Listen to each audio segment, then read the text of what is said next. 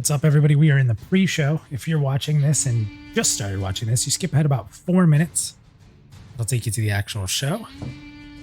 Finishing my first beer. I have another one beside me ready to go for this show. This is a multi-beer show. This is a multi-beer show. Number 50. I see Vandred in chat saying, what? What's up, Vandred? How are you? I see Old War Goat. Hello, Mr. Goat. And thank you for the follow. We got C. Mendina.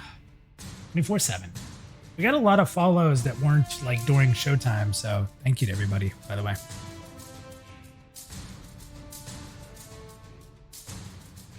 There's already people talking about push-ups. There will be no push-ups tonight. There will be no push-ups. Everyone's already push-up. Oh, Draq. Hope you're ready for this one. Yeah, I think we might disagree a little bit tonight. Yeah, I don't doubt it. I don't doubt it. There's actually a lot of content creators that seem to disagree with me on this topic, so it'll be pretty interesting to see how it goes down. Hopefully we can get a lot of people in the green room tonight. Get their opinions on this, because it's pretty important. Yeah, it's definitely a spicy topic. I know that on the different outlets, a lot of people have been talking about it. Yeah. What's up, Jared? How are you? DM Harms, what is going on?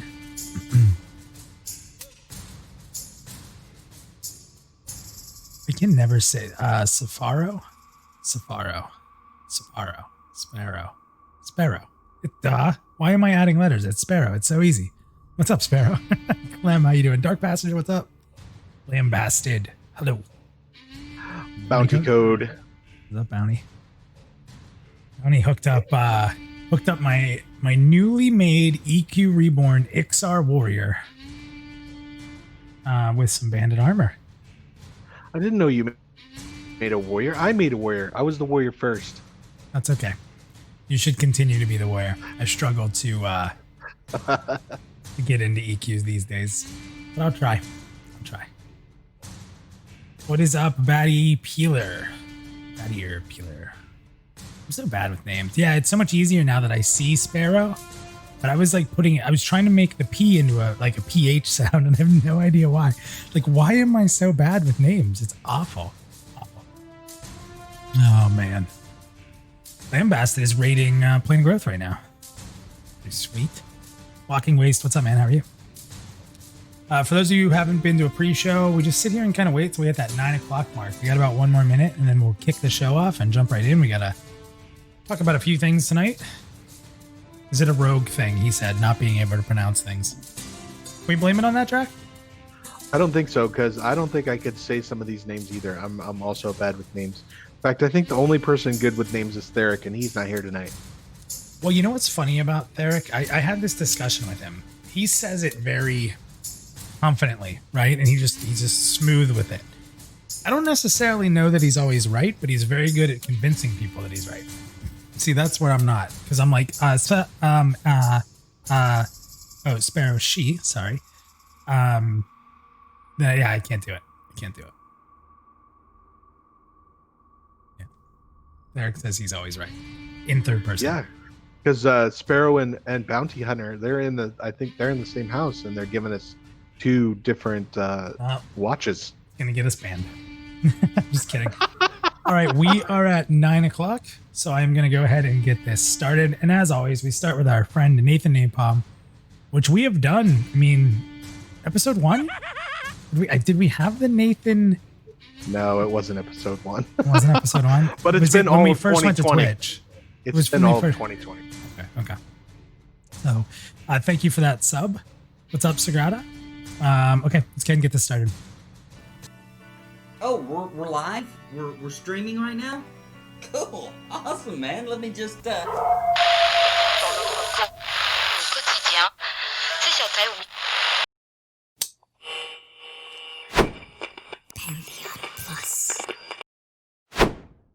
What is going on, everybody? Minus here from Pantheon Plus for the 50th time, bringing you an episode of Pantheon Plus U. Hello. What's up, Venexia? Just said they're lurking. I love it. And welcome to everybody who didn't get a shout out. We see Lucille. What's up? Episode 50. Tonight, I'm joined by Draq, who joined us in 2020.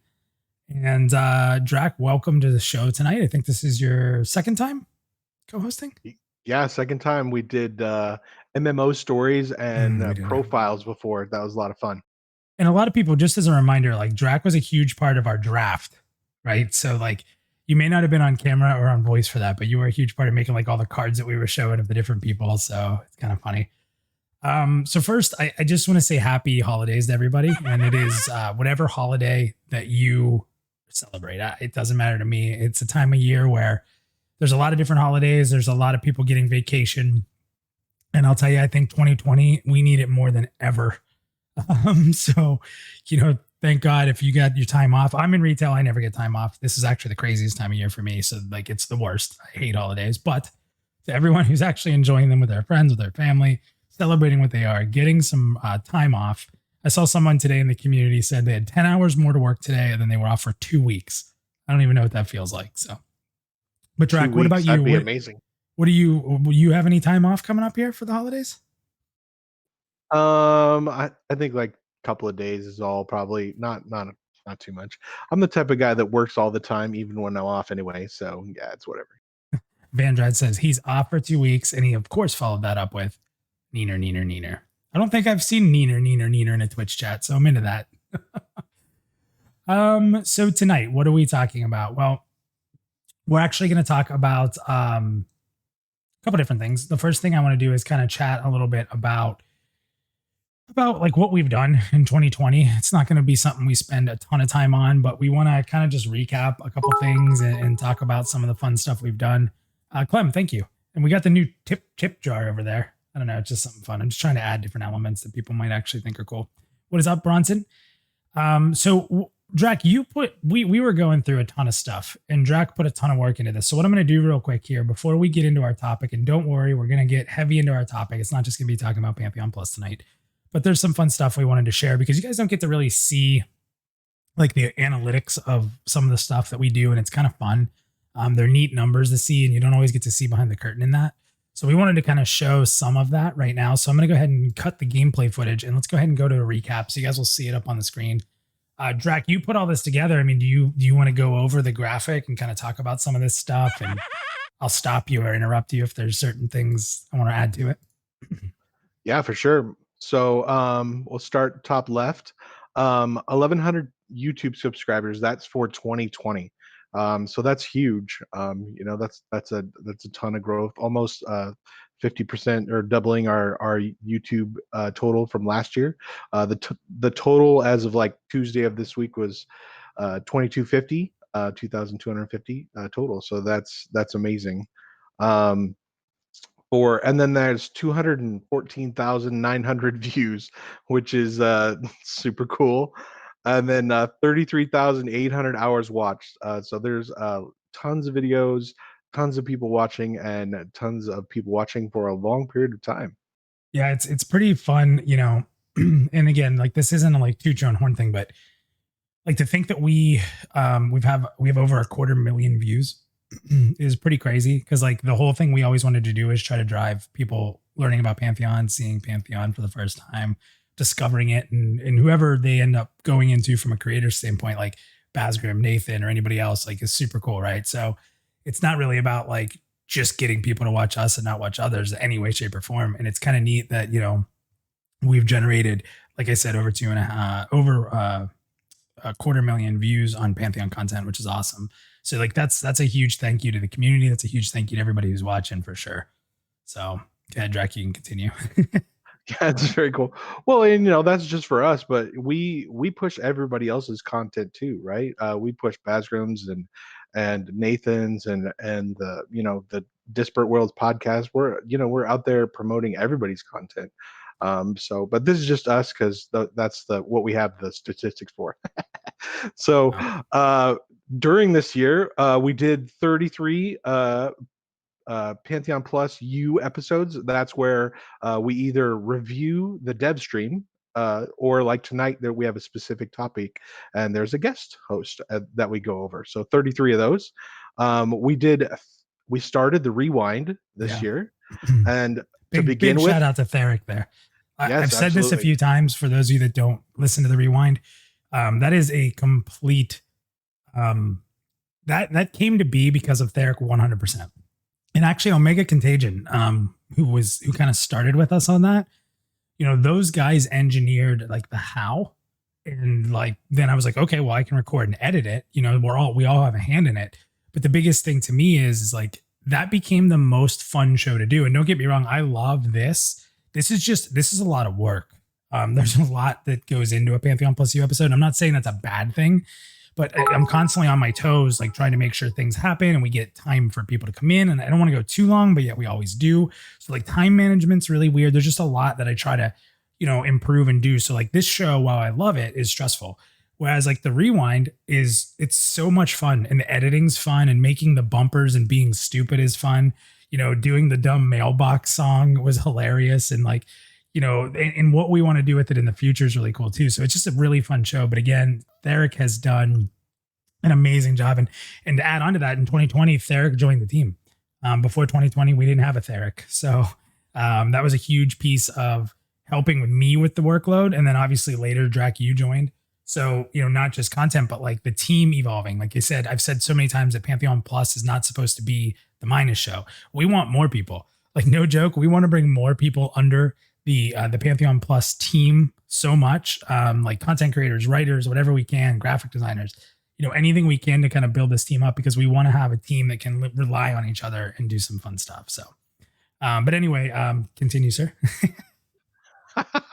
So yeah, and so I just wanted to say that all of our videos and all the stuff we do for all of us at Pantheon Plus, it's constantly evolving, right?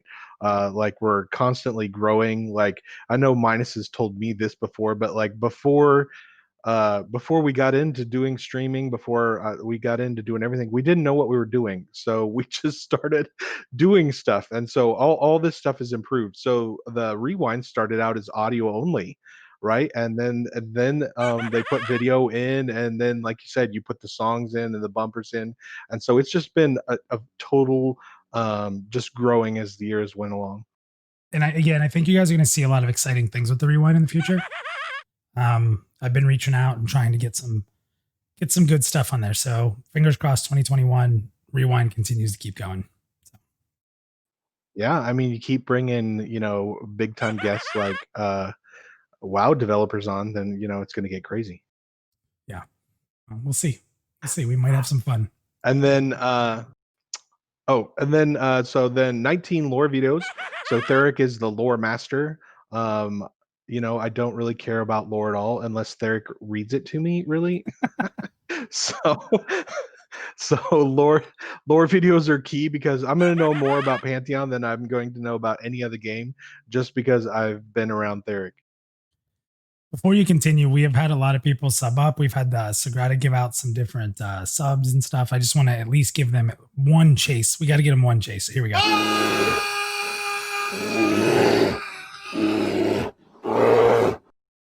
All right, we got the chase in there for everyone who's subbing and following and throwing in the bits. I love it. Thank you guys. So again, sorry, I'm going to interrupt you a few times. Totally fine. And then last but not least, we had 20. I did 22 plus profiles, and those are the video profiles. So for those of you that may not know, I joined Pantheon Plus this year. Before I joined Pantheon Plus, I had my own website, and I was doing profiles, but they were website profiles. And when I came to Pantheon Plus, I started doing video profiles because I thought that was cool. And so I just tried it out, and Minus liked it. And well, let's be honest with everybody. You didn't do video profiles because you thought they were cool. You did video profiles because it took us so damn long to get the articles. He joined us, and it's funny because we're like, hey, Draq, we're going to have articles ready. No worries. We're going to pull all your articles over. You'll be able to do your blogs right on our site. Fast forward 4 months later, he's like, I want to do. So we kind of accidentally made you do the video profiles, but they've been awesome. And people really love them. And like, you guys start to see people like submitting to you, asking for a profile, and they're a lot of fun. They're short, but it's, when we've always talked about being community first, and it's one of the coolest community projects because you actually get to learn about people, like why they are into Pantheon, what they used to play. And there's so many interesting conversations that come from them for people that are like, oh, me too. And like, they start talking to them about different things. And you've even like put stuff in, like the last one that I watched, not today's, but the one that came out before. You always have like the favorite piece of hardware, like gaming hardware. And he was all into the Tataris. And I'm like, yes, because anyone who's watched the show knows like I've picked this thing up and been like, oh, this is the best thing ever. So that was cool just to kind of hear someone else using a Tataris for the same reasons that I do. So, but it really, really cool stuff. It kind of came out of us taking too long to get articles. But yeah. So.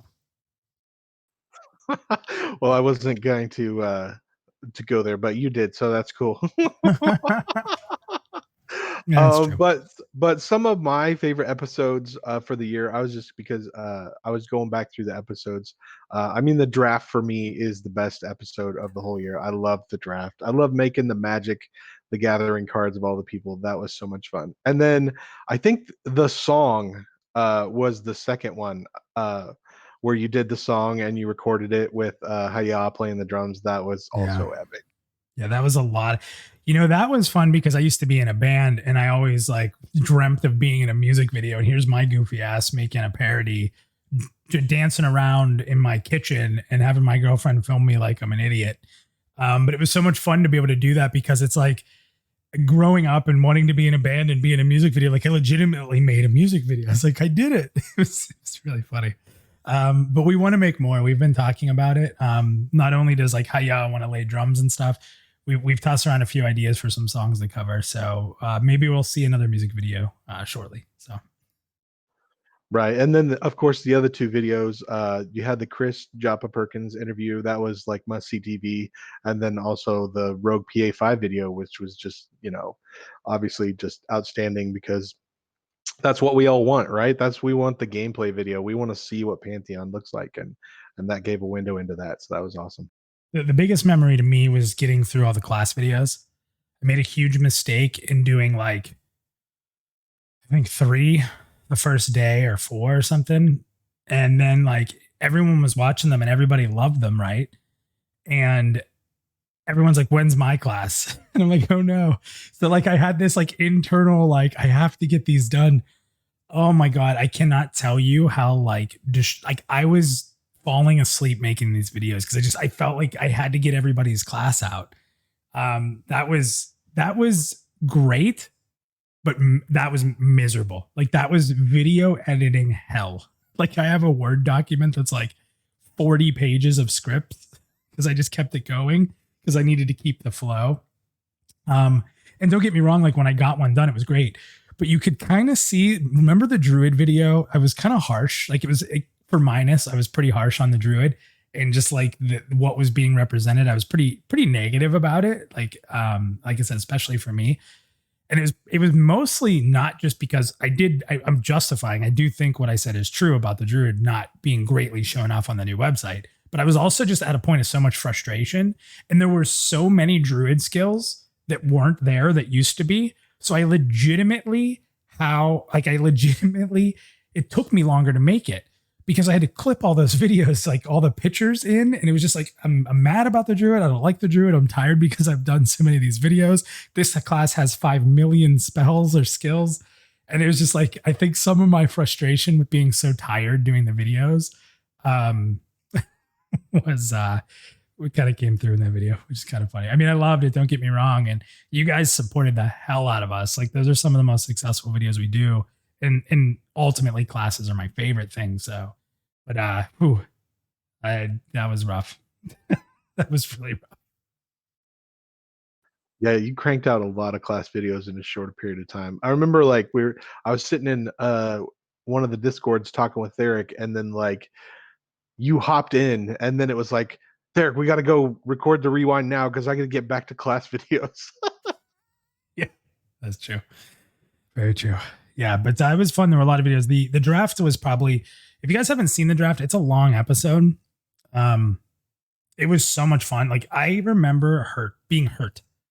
Like literally physically hurt from laughing so hard. Like it was such an unscripted night. It was everything that happened on the fly. There were all kinds of moments that happened that were hilarious. I mean, like Sacred being traded twice, Joppa being picked in the 3rd round. There are people in VR who like, why wasn't I in the draft? Like, there's someone who's a really big sports fan. And they're like, how come you put these guys in the draft who've never watched a sport? You didn't put me in. So like, it was just, it's kind of lived on forever. And it was really, really funny, but I can tell you guys 100%, we will have another draft this year. So get ready for that. We'll do a draft every year on the, during the actual NFL draft. So there will be a sequel for sure. So. Yeah, if you haven't watched that, go back and watch it. I every once in a while, I just go back and watch a few clips of it. There's some great moments. Yeah, yeah. But moving forward, started Twitch this year, so that was exciting. Moved to Twitch to do streaming, and 706 Twitch followers, which and then a few more tonight. Yeah. But being on Twitch, streaming in Twitch allows for a lot of subscriptions, a lot of exciting stuff. There's just a lot more stuff you can do on Twitch. Yeah. And this is a number I told Draq to make sure not to put on there because I sent him all the analytics, but I'm going to put this out there because I think being honest with the community is fun. So, with YouTube, with all these videos we made almost 2 videos a week. I did the math on that with all the stuff you see there. And that doesn't include any of the opinion videos we put out there. It doesn't include some of the weird side stuff. So there's even more videos than that. But like, I'll tell you guys the honest truth, like the YouTube money that we made, I think it was like, it was estimated like $620, but it's less than that. The estimated is a lot higher than what you actually make. So like we, as a Pantheon Plus, everyone's always like thinking we're out to make money and stuff. It was like $600 for that much work. Like it's nothing. And to be honest, we just kind of put that back into the website and some of the equipment that we use and stuff like that. So like, I don't want anyone here. And I know it's weird to talk about that. But I think why I want to say that is because, this isn't about that. Like, I want to be very clear. What we ever get out of this, which isn't much, is usually put back in. And it's, we're doing this out of passion and like getting the name out there. So like for everyone who's like, kind of sits there and says like, oh, these content creators make so much money and you're making money off Pantheon, like literally $600. So think about the amount of videos we put out there. We made like nothing off of them. Divided by 3 and then figure that out for an hourly wage. Like that is not any It's money. not good. I could go get a job at McDonald's and work a million times less and make more. So I'm not putting that out there for any sympathy, but it's just to be real with you guys. Like when I sent all the metrics over to Draq, like don't put the money on there. And then I'm sitting there and thinking, you know what? Like that's what it is. Right. So, I mean, we're not going to become famous for making Pantheon content, especially in pre-alpha. Like we do this because we love it. So we do appreciate every time you guys subscribe. We do appreciate every time you follow. Following's free. Subscribing to us on YouTube is free, right? Like chatting with us in Discord is free. Like I just want you guys to know. And I think like 100% that's real. It's not a lot of money and it's not why we do it. And for us to, none of us would be able to live off of doing this unless probably never. So just know that's kind of where we're at with this. So anyway, go ahead. You can keep going. I keep delaying, but let me let you get through this so we can actually get to our topic tonight. Totally. Like not looking to get rich here, just having a lot of fun. No. Yeah. So we had 277 entries on the Pantheon.plus website. So for those of you who don't know, we host an awesome custom website where we import several content creators stuff and all of our stuff. So, and that includes articles written by the community. That includes videos done by all the Pantheon content creators. And we put those on the Pantheon Plus website. And so that was 277 entries. And so we really are all about the community, right? We're all about promoting not just our content, but all the Pantheon content because well, for me, I love it all. Like I love going, I'm the same as everybody else, right? I love going watching all Bazgrams videos. I love watching Nathan do his puppets. Like, I love him. I love him to death. I'm in there arguing with, Disparate Worlds, rooting for the Pantheon side. It's all that stuff is good. And so that's why I love the website. So if you haven't gone over and you haven't made an account, go do that and sign up and start upvoting some stuff. Yeah, to give you guys an idea, because I asked Poiru. Poiru was almost going to be on a show, guys. I had the date wrong. He's free tomorrow, but not today. We almost got Poiru to talk on live stream, which would be like the craziest thing in the world. Just to give you guys a quick stat, though, he gave me the number here. So in total, Pantheon.plus houses 667 pieces of Pantheon content, which is crazy. Like you can go on there and some of it's older and some of it may be out of date, but 667 pieces of content. And we're just getting started with articles, right? Like articles, I think are going to become bigger than videos because like he said, if you sign up for the website, you can write articles. Like we have to approve it. Like it can't be crazy and it has to, be proper content, but we allow fan fiction. We have guides, we have all kinds of stuff. And like there's going to be a ton more coming to where you'll be able to very effectively build a class guide with like images and spell icons. Like it's a while off because we don't have all that info yet, but you're going to be able to do all this different stuff, like build a leveling guide, build a crafting guide, build a dungeon guide, build how you like to play your class. What's your favorite limited action set loadout? Like all that stuff is going to come, and we're even going to have some guild functionality. So there's a lot that's going to come, but we have time, right? Like we're trying to do it right. And I heard somebody in the community say like, why would anybody ever build a custom website these days? Well, to do the things we want to do, we have to build a custom website because these are all handmade tools that we're using, including our article submission. And that's why we love having Poiru, because I can't do any of that. So, but it's been really cool. Like we even had a guy step in for a short period of time. He's not with us anymore, but also help some of the programming and getting us ready for, the articles launch. So, we're always kind of looking for more front end developers and stuff like that if you're into it. So, but our plans of what we want to make Pantheon Plus become so it's ready for launch is exciting. It's just a lot of work. So. Look, if you're looking for rational reasons why we're doing any of this stuff, like you're climbing up the wrong tree. Like we're not rational about it. We are super fans. All we do all week is like discuss what we're going to talk about Pantheon next. Like that's not really rational. That is the quote of the night. Someone clip that. If you're looking for rational reasons why we do this, you're up the wrong tree. That's great. I love it, Draq. You may continue. All right. So we also created the Plus Guild, which is super exciting. We have 47 members right now with 8 recruits. I love doing this. I love all the members of our guild. We've been doing some EverQuest Reborn. We've been doing some other games. It's a super active Discord. If you're looking for a guild for Pantheon and you don't have one, send us an app. We'd love to have you. Yeah, you can get through the application on Pantheon.plus. Just open up the little pull down menu and you can do it. And it's really important. Make sure you read what the Plus Guild's all about, because we are a community first guild too. That's what we plan on going in. We'll fight for some firsts and we'll fight to get through content. We're not going to rush it, but we'll see all the content. That I can promise you. But we're not looking to be like world firsts. We're going to have fun first. We want to make memories as a guild of people, not just singular moments. So that's kind of what the guild's all about. So yeah, but the guild's awesome. And everybody who knows me has been saying, and when are you going to make a guild? When are you going to make a guild? When are you going to make a guild? I'm like, I don't have time to run a guild. I'm just going to find a guild. And I was in Rainborn, which was awesome, but obviously, Sacred had to step away from that.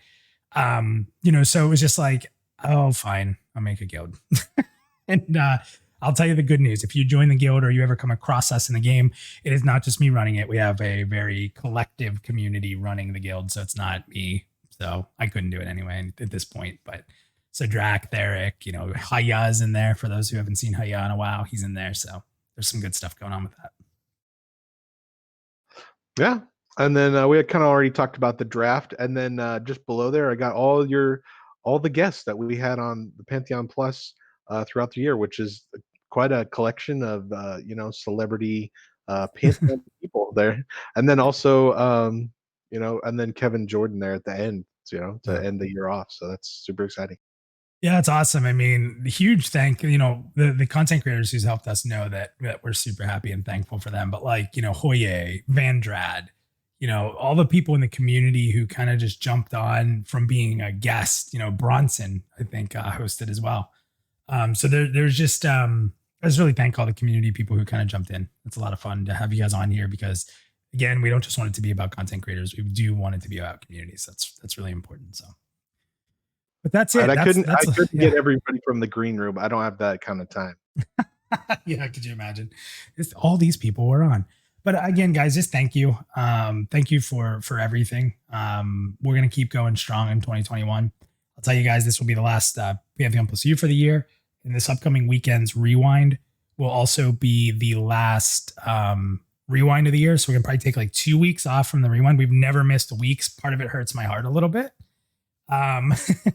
But we are going to we'll be right back at the beginning of January. So don't worry about that. And I'm actually cooking up some content too. So you might see some content opinion videos, which I don't do as often, but I have a pretty good opinion video I'm working on. I gave a teaser of it in the Pantheon Plus Discord, so you guys can snoop around to see it there. But okay, so that's it. Jack, anything else to say about this year? You joined up, the team grew. We got the website into article phase. We're working on the next phase already. And, just thank you to all those people who support us for sure. Yeah, it's been a great year. I've loved every minute of it. I am having a blast. My wife thinks I'm crazy, but she doesn't understand it, but I am having a blast. Yeah, without a doubt. All right. So sorry for the long intro there, 26 minutes to kind of talk about what 2020 was. And I got to be honest, like if it wasn't for like the content that we've done, I think that I probably would have got pretty hit hard by this COVID stuff. Like it's been pretty depressing year. I think we've all been a little drained, and I've just kept myself so distracted with Pantheon and Pantheon Plus and talking to these guys. And, it's been a big time help. And that's another big reason why I do this, because I just love the creative outlet. I've said that a few times. Like, I used to be in a band. I used to write for Team Xbox. I had articles posted on Xbox.com. And then when that all goes away and you're just working and that's all you do, like you get depressed, and doing all this craziness and with all you crazies out there who support us, it's a blast. Like I'm so busy, I can't stop to think. And I think that helps a lot sometimes for me. So, all right. Well, Draq, let's get into the topic tonight. We are going to be talking, and I'm putting a poll up. Tonight we're going to be talking about NPC information. So what do I mean by NPC information? Well, when you play an MMORPG, there's danger around every corner. And with Pantheon, we know that there's going to probably be more danger in this game than most of the MMORPGs we've ever played, if not any of them. Maybe with the exception of Eve, because that game's crazy. So, if you've seen the different content videos, anywhere from watching videos where he was conning enemies, very similar to what we've seen with EverQuest, for example, where you see, enemy growls at you ready to attack, or, looks like an even fight, right? Or, considers you amiably, stuff like that. That's the old conning system. You target something, you hit C, it tells you kind of the color level that it is, right? If it's red, it's like 3 levels or more higher than you. If it's yellow, it's 1 or 2 levels higher. If it's white, it's even. If it's blue, it's 1 to 2 lower. And then you have green and blah, blah, blah, right? So that was the old conning system from EverQuest. And we've seen, like I said, in the old co-streams, we've seen quite a bit of that. We saw a very similar system. So what we've also seen, and why this topic is coming to pass, is because there's been a lot of talk in the different communities about what we're seeing on the bars. And if you look at the screen right now, you can see Zelik. He has a bar above his head and it has the level after, right? 10. And the NPCs are the same. So you're going to have their health bar and then their level at the end of it. And there's been a lot of people who don't like that. They don't want to see the exact level. They think it's immersion breaking, for example. Immersion alert. Yeah. So there's a lot of people that have problems with seeing the level. They say it feels, I'm not a big fan of this term. I'm going to be completely honest with everybody. I actually hate this term, but a lot of people call it gamey.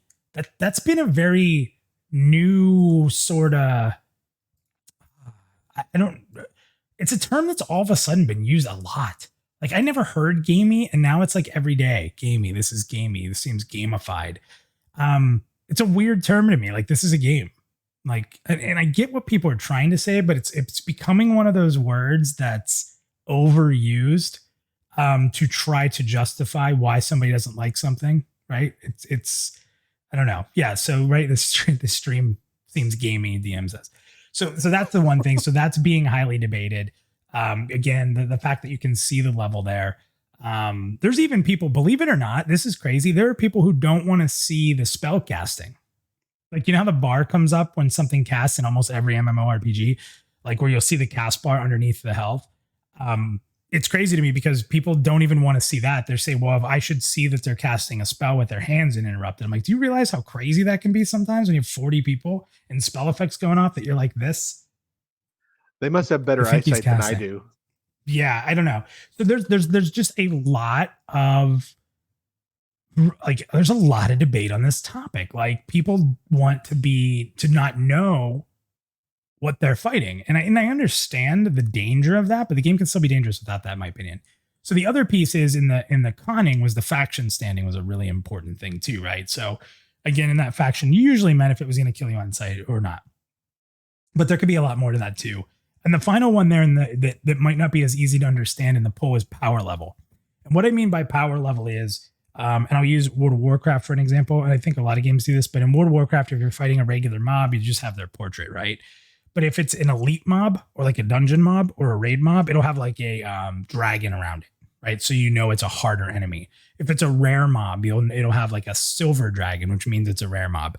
So it's kind of like, is it important to you to know that if you're fighting a mob that's even to you, are you really want to know that this is some sort of higher being mob, or do you want to figure that out by going, oh, we can take this, and you run up and you get killed right away? So it's that whole concept of, do you want some kind of marker on the enemy for the power level that they have? Do you want to see their actual level? Do you want to see their level range? Is their faction what's most important to you? And I'm going to stop talking because I've introduced this all. And Draq, I'll let you start the conversation on what you want to see. And then I'll give some of the things that I think would be interesting or where I'd be able to compromise on what everyone thinks. So why don't you go ahead and start where you feel? I'll go over where I feel, and then we'll bring the community in. Perfect. So I think you and I may disagree a little bit on this, which is perfect. So I want to separate a couple of things off. First of all, one, I think we should see spell casting because that's integral to playing the game. Like I think that's important. Like I don't want to have to like examine all the animations and everything that's going on. I don't want to have to examine the mob to see if he's casting a spell. That's important information I need to know. I also need to know if buffs and debuffs land. So that's a good one. those icons should be present on the mob. I don't want to have to like guess that, right? That's information I need to know for the game. So I'm putting that in the corner as not part of what I'm dealing with. I want to specifically deal with the conning system, Okay. and I'm going to take a pretty radical view here. And but you got to let me explain it.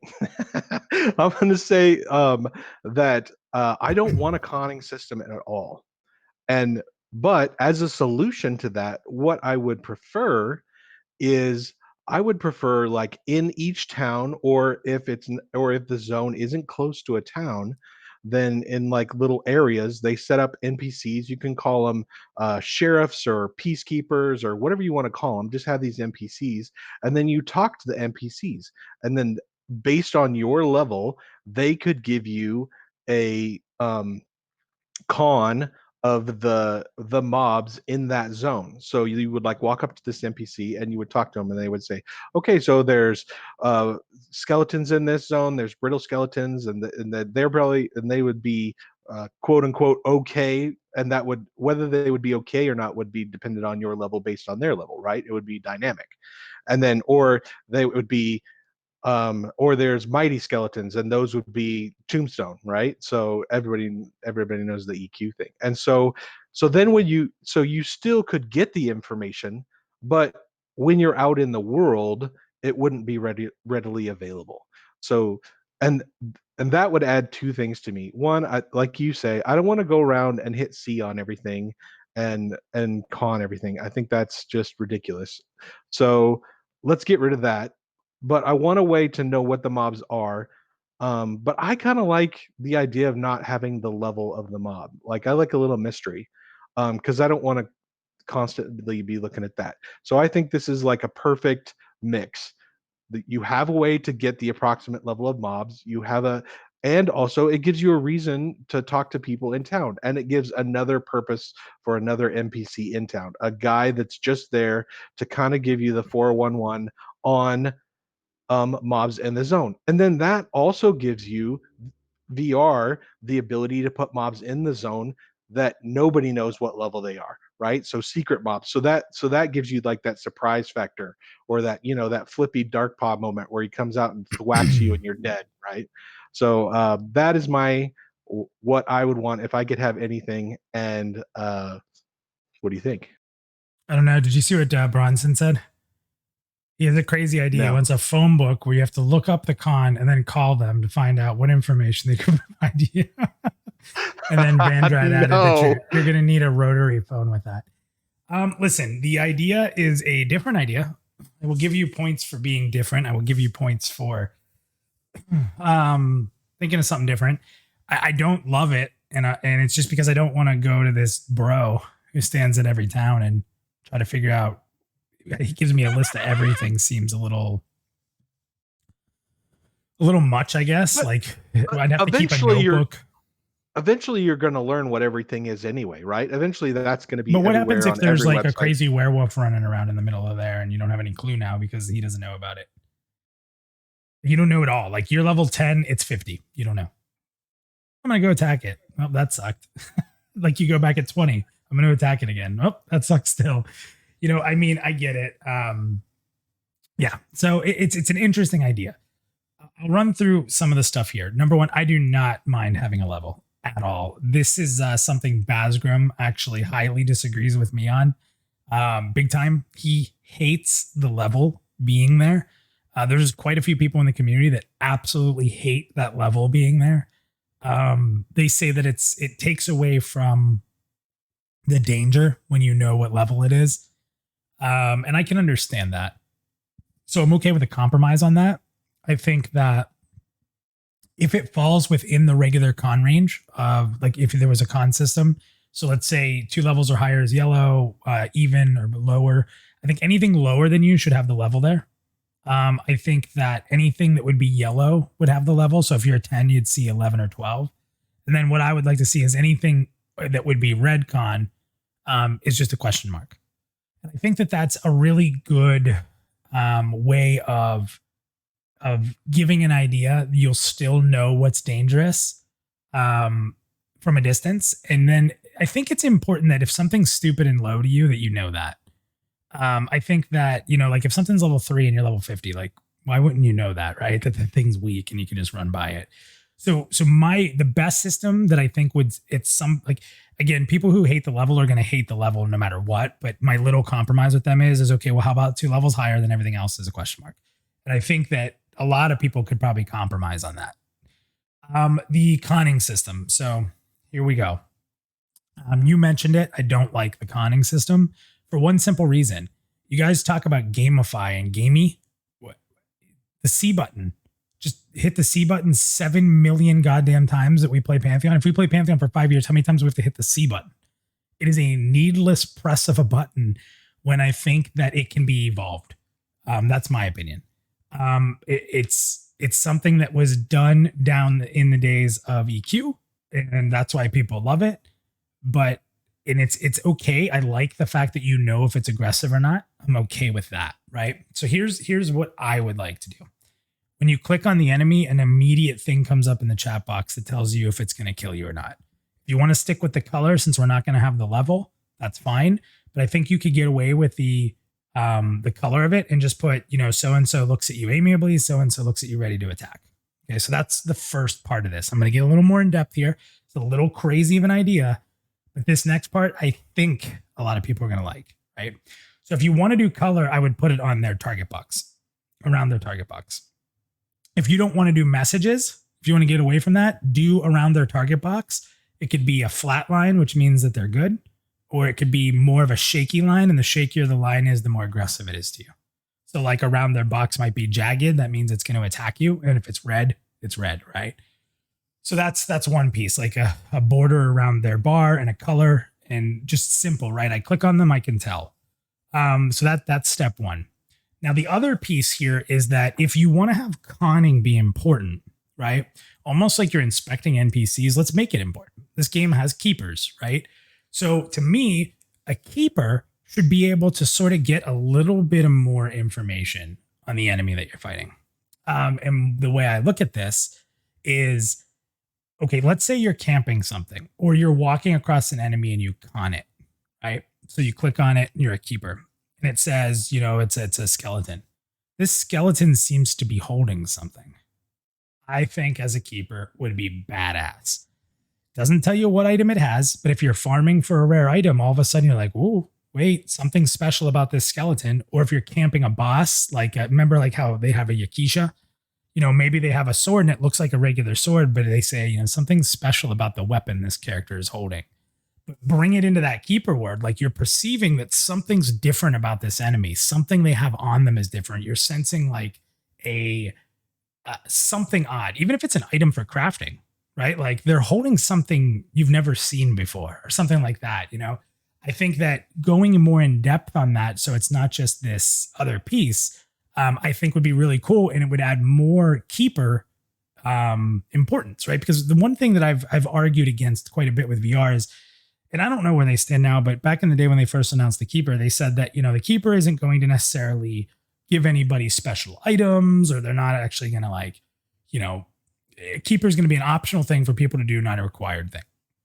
Well, the system to me is very cool, and I think that it needs to be rewarded. And we have heard some rewards, like maybe they can find a way to get through a dungeon quicker, find a secret door, stuff like that is really cool. But I think the keeper role should be really important. I think it's not only going to be important to have your tank, healer, DPS, support, but is anybody a keeper? Because we want to get a keeper in the group. I think that should be important in my opinion. So if we're talking about seeing special items or having some kind of hint that's something special about an NPC, I think would be really cool. So that's me. I'm fine with the level number. We can do the question mark if it's red or higher so that you don't know if it's 20 or 50. I think the keeper should be influenced by it. I think that we need to get away from the C button and just click on something and get the information on their target box or automatically populate in the window.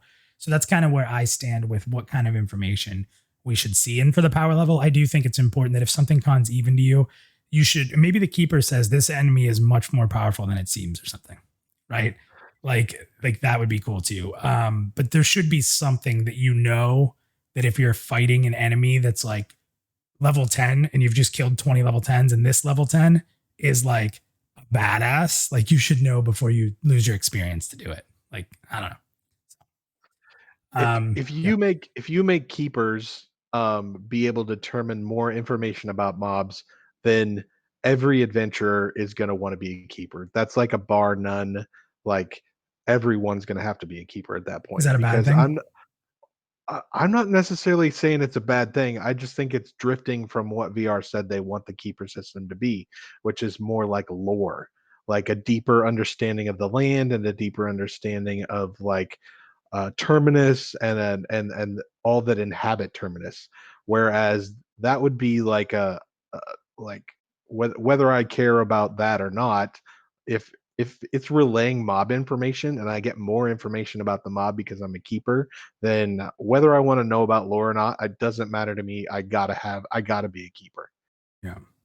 I think the more people that play keeper are going to get a better experience out of the game. Personal opinion. So it seems to be one of those things you can do. I mean, it includes combat, but you can also do it outside of combat. So it's another one of those other things to do. And I know like Nefel all the time talks about like having other non-combat things to do. And granted, like I said, some of the keeper role is still combat based, but I just, if Pantheon launches and 90% of its player base is doing keeper stuff, that means in my opinion, that means very good things for the game, because it means that it's another element that's a defining thing for the game that people are taking advantage of. And I think that's super solid. It just kind of my point of view on it. No, I think that's good. But the only thing would be like, then do you want 90% of everybody to do crafting too? Like, are you going to weave crafting into it? Because that kind of seems like what we're doing with the keeper system, whereas they kind of wanted to keep them separate. No, I mean, the crafting system is going to be tied to everything anyway, because you're going to have to farm, you're going to have to go kill stuff. It's kind of already the way I want the keeper tied in. Crafting is pretty much already tied in that way. Think about it, like having to go into a dungeon in Amber Fate and use the special forge, having to get special items out of dangerous locations where you're going to need a group to protect you. Like all that stuff is part of the crafting theory, at least at this point. So all of that sort of exists for the crafter already. That makes sense. But Let's it's not. Yeah, it's not affecting combat though. The crafting, like that's like where WoW had. How is it not? If you make me a great dagger, it's not affecting combat. But I don't have to be a crafter to get the great dagger. Exactly. But you have to be a crafter to make one for me. So I'm just kidding. I'm just joking. Let me read through some of the chat here. They've had there's been a lot of good stuff come up on the chat. Bronson once again with a smart ass comment, but I absolutely love it. He says, I just had an idea. I'm gonna trademark a giant C button on my desk, like the easy button. Just bam. Hold on, guys, I got it. I love that. Like it'd be really easy to do that too. Like just make a singular button that's programmable, and you're just like, it's like a con. That would be kind of funny, actually. Let's see here. We had Lucille said they hit C all the time because they had to spam Memblur. Theric seems to think it's tied to the C being crouch, and he says that if I have to use a C button for conning, I can't crouch. Listen, I use this thing. Okay, whatever I want this to be can be. It doesn't need to matter. Roan Rain says, I feel like you're exaggerating how often you have to hit C. You quickly learn level, aggression, experience. Maybe, but when I played an Ixar, I had to hit C for freaking everything because everything wanted to kill me. So maybe it depends on what you play. Let's see here. DM Harm says that would be neat, but comes with caveats when you're talking about the loot piece. Bronson calls knowing about loot being built-in cheats. Theric says KeeperCon 2021, maybe. Let's see. Bounty Code says what it's got in their pockets. Hey, I'm a rogue. I can pickpocket. That'd be nice. So Bronson said, interesting ideas, kidding aside. Captain Preck says, what about knowing if the mobs are linked? It's kind of interesting, right? Like, can you get some kind of message that's like, so-and-so has friends nearby? Be kind of neat. Lucille says, Minus is planning for failure. We need to have a talk. Jesse Leland says, I like not knowing. I think there's a lot of people in the same camp as Jesse, or Jace, I'm sorry. See, I told you I can't read. Jace says they like not knowing. I think there's a lot of people in that camp that would just rather die. And listen, it's hardcore. I'm not saying you're wrong. Let's see here. Sagrada says would be kind of cool if they rolled that into Bard instead of Keeper. Okay, Bardic knowledge. Everybody wants a good Bard. Batty or Peeler says, how about the smell of testosterone? So you know that it's jacked. This mob is jacked. Watch out. I love it. Vandrad wants to bring in smell. So don't ever group with Vandrad. The mobs will be able to smell him. Your Captain Preck says your keeper senses you that this ogre is on some sort of serious PEDs. So a lot of great stuff. You guys are hilarious. I love it. DM Harm says you got to live hardcore to be hardcore. So a lot of good feedback there. As far as the poll goes, we have 13 people who have voted. In the top right-hand corner of the screen, there's a poll. You can vote, ! Just type in the command that's immediately after where it says exact level. Then in parentheses, it says ! Vote level. That's how you vote for each one. Just type ! Vote and then whatever the other word is, and you can vote in there as well. We've had a few people join. So before we get in, let's go ahead and give them one more minus chase, and then we'll jump into the green room.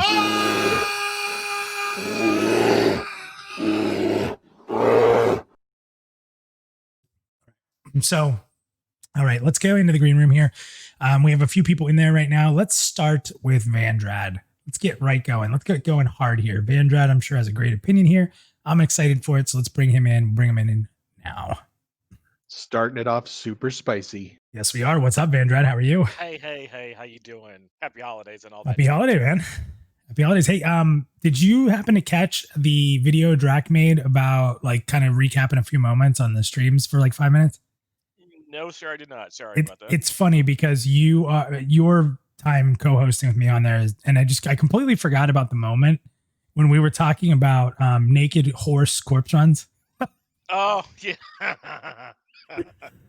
And I just started laughing. Like, I loved it because, like I said, I don't get to go back and really watch many of these because I'm constantly working on the next thing. So, like, it may sound really cheesy, but like seeing like these little clips from the videos just made me start laughing, and I just started remembering how crazy. Hysterical. Naked horse corpse runs. That was a Vandrad idea. Yep. So, Vandrad, what are your thoughts on all this? Like, where do you stand? Right. So, if we look at what you can already see just by targeting them up, you can see its race and or species. You can see its class. So that already narrows down the things that you are going to have to deal with and eliminates a whole lot of things you don't have to deal with. You're going to see a disposition in their title. So that's going to clue you into things, a list of things that you may or may not have to deal with. And you already see the faction. And the con level, the red, blue, green, whatever. I mean, you're already getting so much information about an NPC. Do you really need to see the exact level? I don't think so. Now, let's click. Now, having said that, let's click the way back button and let's go back to 2014 when discussions were done about what perception was intended to be, or what the first thoughts of perception was. Perception was going to have two components. One was passive and one was active. Okay. The idea was that as you go through the world, you can actively use your perception skill to gain information. So if you're going off into a world and you come across an NPC that you have never encountered before, why would you know anything at all about it? You've never seen it. You shouldn't even understand the title of its class or anything. So the idea that you tie conning into perception to make it an active ability, such that as you encounter these creatures over time, the information that you get becomes more and more accurate. So your con levels become at first very broad. So it could be white, but it may represent plus or minus 4 or 5 levels. Who knows? Hmm. So you're not really sure. As you fight it, as you come across it, as you investigate it more and more often, all that information starts to tighten up so that in some period of time, you know exactly everything that you need to know about that particular NPC, that particular race, or whatever. Um, and as you come across new things, of course, you basically have to start over. So it's like learning sense heading. So you're learning about the world as you go through it. You're not given it by default. So Vandrad's solution is to basically you have to die to a mob 6 times before you can con it. Or kill it. No, Or I kill don't it. think you have to die. I just think that before you walk up to an MC, you click on whatever. Let's say you just click on it, so you get from information in the targeting window. You get some information in the text window, and then you have your perception active skill, so that it's kind of like in the old D&D where you'd roll a skill check to check for like hidden doors and all that junk. So you take a few moments to really examine a thing, and then you click on it again and it readjusts the information that you're given. Now you don't Now want to drag it you're off so it takes saying, you you don't want is to this a drag it off so it button? takes like 5. No, I would just say, yeah, I mean, it would have to be a button that you'd have to click to activate the skill. Yeah. Okay. Yeah, because it's just going to become macroed at that point, right? Yeah, probably. But I mean, again, it's still kind of. I would rather see your knowledge of something grow over time rather than just be handed it, by default right off the bat. And as you come across new things, I don't think that you should necessarily know anything about them. Now, let's say, for example, you start off in Throne Fast. I would think that your character has had a life before you show up. So it would No, know you're just about the born at the level right. You the just boop, you level just pop into one, existence. about what, 27, 35 years old, somewhere in there. Exactly right. So you should have some knowledge about the zone that you start in, and maybe a zone or two around you. You've heard the stories from travelers and that sort of thing. But the further Ooh, away what you about get from finding home, books and stuff? there you go. See, you can start finding things out in the world that then give you more information about the things that exist within it. Yeah. Not Like bad. a guy in a town that tells you what the You levels have are. a guard, yeah. Yeah, just remember how every game has like the one guard who's like, "How do I get to the barber shop?" And I'll mark it on your map. Like the location guards. Where's the bank? It's very And you're standing interesting. right behind it. It's very interesting. I think that like when I think of systems like sense heading, I think it's dumb because it was a button you had to press and it was circumvented by an in-game macro system, which made it stupid in the first place. Pointless. So it's like, yeah. So in my opinion, the clicking part is where I struggle a bit. unless I guess it's like a cooldown type of thing, but sense heading was as well. Because what people are going to do is just macro it into their abilities, right? Like as you're attacking, you're macroing in investigate or whatever. Well, it could be something that cannot be activated in combat. You know, you could put a whole bunch of other type Yeah. of, you know, restrictions on it. Yeah, that's I true. mean, I like the whole finding things though. Like imagine if you found like when you killed a mob, you know how there's all these gray like diaries and books and stuff you find. Like if you kill a mob, I almost think it would be cooler to use the investigate skill on corpses. So like you can find hidden Why not? books. I don't see a problem with that. Yeah, so it's not like a bear, you know, the bear's diary, you know. Yeah, I went out today, killed a bunch of terrified bees, of a bear's terrified of a bear's diary. Terrified. I just want to know how they wrote it. Listen, they're very smart here. They're very smart. These bears, I'm telling you, they're dangerous. Watch out. The bear's diary says 8 minus 4 times today. Chase minus around thrown past. So again, I love a lot of what you said. I think we agree a lot on the keeper / perception / investigate stuff. I think we're really on point with. I think the biggest thing to me is like, how does it become more intuitive than pressing C a bunch of times or macroing an active ability in?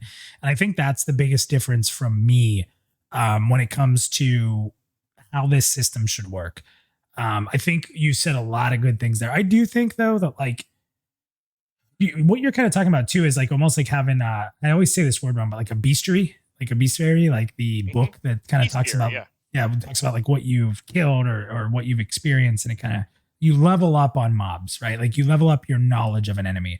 That actually happens in games like Monster Hunter. EQ2 had something similar to that. Yeah. Like the more you kill of an enemy, the more you learn about them. That's kind of just a passive thing.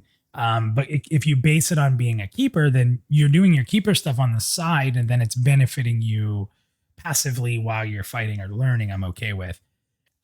As far as like levels, But even right now, unless the mob is red, which covers I think +5 through infinity, or blue, which is -1 to 0, the information is already quite accurate because white is even. You know it's your level. That's it. Yellow is +1, so that's pretty darn accurate. Orange is +2, maybe +3 or something. Or yellow is what, +1, +2. Orange is +2, +3, or +3, +4, and then red is +5 onwards. So I mean, you already have a fairly accurate representation of that mob's level. It's only when you hit red that you really don't know. And frankly, if it cons red, you should be running away from it in the first place. You should not be getting close to it. And if it's blue, well, have at it. It's going to die in 2 seconds anyway. So as far as like the color coding, and I know you don't want to see the level, would you be okay with anything that's red having a question mark instead of a level? No, I would just rather see it be red. Okay. So would you want it to have like a reticle underneath it that's a color? Would you want its target box to be the color? I like the target box, mostly because I like information to be presented to me in a particular location on my screen that never changes. You know, I don't want to have to hunt for information. And if I'm, let's say I'm running through an area and I'm tab targeting, you know, which is what I typically do to hit the nearest NPC in view, I don't want to have to sit there and hit tab target and then figure out, okay, where in my visual range here is this NPC? And oh, garbage, there's a whole bunch of ground clutter and I can't see the targeting reticle, you know, the little circle on the ground. So what about the target box as you get closer to it starts to manipulate to the level it's going to maybe attack you or be aggressive? Yeah, not a problem. So we can take away the messaging and then tie in the keeper and learning more about the enemies and doing maybe an investigate skill on it or something like that. That's a little different where you're just learning about it. Again, it's giving you more information, but it is not something as specific as this mob is level 27. All right. I like it. Anything else? How about power level? That's about it. Any thoughts on that? Well, see, power is relative, though. because power depends upon your class, your abilities, your gear, your weapons. What abilities does that NPC have? Things could be undercons, overcons. In terms of power levels. Um, so I'm not a fan of defining its power. Okay. I just mean like, because in game like WoW, the difference between a mob that's a regular mob that you can fight with a small group or a dungeon mob that's going to wipe you out if you don't have a group and a healer and all that I stuff. think that should come from experience, Okay. where that when you are in a dungeon, y- you should understand that you are in a difficult area where the NPCs are going to be more difficult. The environment itself has become more difficult because your route to safety has become very limited. You are getting further and further and further away from that safety, that zone line, and there's only one way to get back, and it's through a whole bunch of stuff that may or may not be alive. When you're in an above world zone, you've got some choices for running away. If you're just out in the middle of nowhere and you come across an NPC, why should you think that it would be extremely difficult or more difficult than anything else? But you're inside of a fortress, you know, that right there should trigger you to think these mobs are going to be more difficult. They've built defensive, there's patrolling guards, that sort of thing. They've got, fine steel weapons and all that. This is going to be more difficult. So you should learn based upon location. So Right. And Sparrow. Okay, yeah, Jack. Oh, I was just gonna say, I remember doing that in EQ all the time, right? Even when the Griffin con red, you just sit at the zone line. You're like, I think I can take this thing. So you like kite it around a little bit, and then if you get lucky or your spells land or whatever, then you take it down. But if you didn't get lucky, then you just hit the zone, Yeah, right, and you're gone. But if you're in the middle of Mistmore, right, and you take on a mob that's too big, you're probably not making it back to the right. entrance because you're gonna get mowed over by the time you get there. Yeah, and as Sparrow pointed out, there should be that random element of, uh-oh, like what is it, Brune in what is it, West Commons, the giant that was roaming around. He didn't really belong there. He was so much higher level, but he was put there for a purpose, which was it's just keep your eyes open, Right. And he's so The big, specter it was Sergeant obvious that Slate, he's something different, right? Like he was. yeah. It's difficult when it's like Sergeant Slate running around. You're like, hey, it's a guard. Oh, I'm dead. you know. Yeah, exactly right. So yeah, having that random element of something out of place or something much higher is absolutely acceptable. It should be there. The world shouldn't be 100% predictable. Okay. But you should be able to learn that in certain areas, the expectation is that these NPCs are going to be more difficult. I don't have to be told that. I can infer from where I am and what is around me. And as you engage with those NPCs, you start to realize, wow, these are a little bit more difficult. The tank's taking a little bit more damage. He's resisting a bit more. There's more hit points. You learn over time. You're not spoon fed the information. Good points. Good points. Anything else for Vandride, Drac? No, I think that's great. I totally agree. I think that there needs to be, and and I'm I can be my mind can be changed on any of this. This isn't like some other topics where I'm like put my foot in the ground and saying no, I want it to be that way. But I like the idea of learning mobs as I go along and having like just my own internal knowledge of how powerful mobs are rather Yeah, than a con system. right, exactly. Because if you're better at identifying it and you've learned more than somebody else, you are a better player. You are more valuable to a group than a person who has not paid as much attention as you have. Right. With or And that without the should be keeper something to be system, right? proud of. Unless you're a ranger. Right. Yeah, And because you're just back at your bind point naked waiting for a res. Sorry, Theric. We had to say it. I've seen a few people say that every con is a high con to a ranger or something like that. So every Even their own Sagrada corpse. says every mob is a corpse run for rangers. Well, Vandride, thank you, sir. I appreciate that. I love some of the 2014 knowledge there, bringing in the insight and investigation pieces. I think is really cool.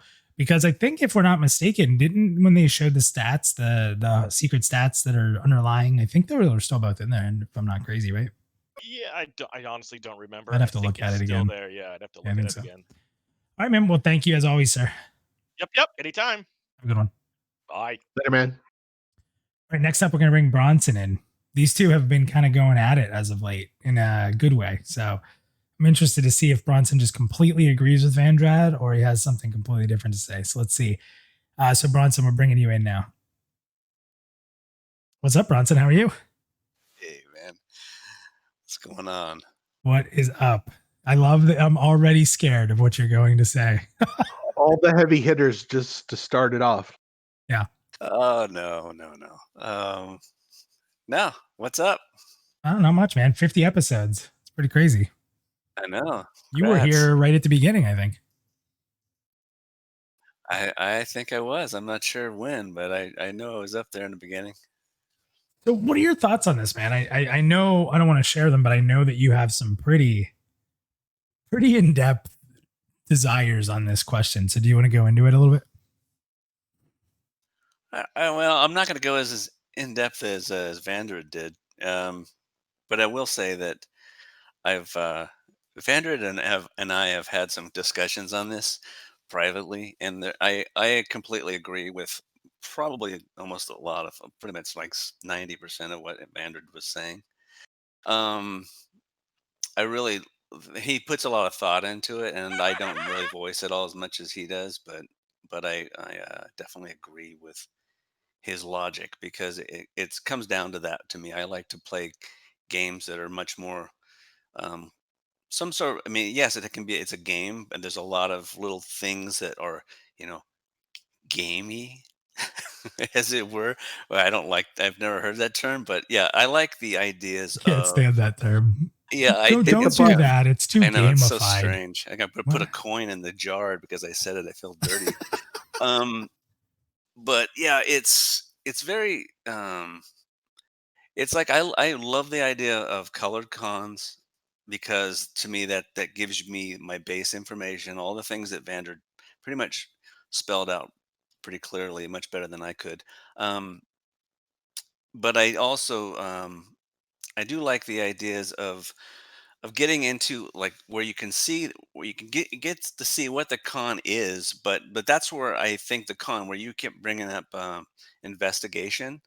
That's what to me that's what the C button represents. It gives you that additional information that you're not seeing visually. So when you hit that con button, you're getting that extra um, diagnosis of the mob. So you know that it hates you. All these things that how what the faction sort of is to you. So Um, you're okay with the danger of the mob being color coded by just clicking on them, but then the aggressiveness or extra details would be like the con or investigate. well, some of it. I certainly don't want you to know everything about the mob based on a click of a button. But yeah, any additional information, but that could all tie into kind of what Vandred was talking about with this whole learning um, idea, which I thought was a nice idea. But yeah, I just like less information, but enough information. And I'm all for some of the things that you were bringing up earlier, where you were talking about, you could see the mob and the might have a weapon on it type of thing that you were talking about Mm. is maybe visual. I'm all about visuals. So if you can I know that VR is going to have what if you see the armor that they're wearing, that there's a chance that armor is going to drop that particular armor. I'm all for that. It's like if you can see it, then you can get it type of thing. And Not all the time, though, right? We agree on that. right.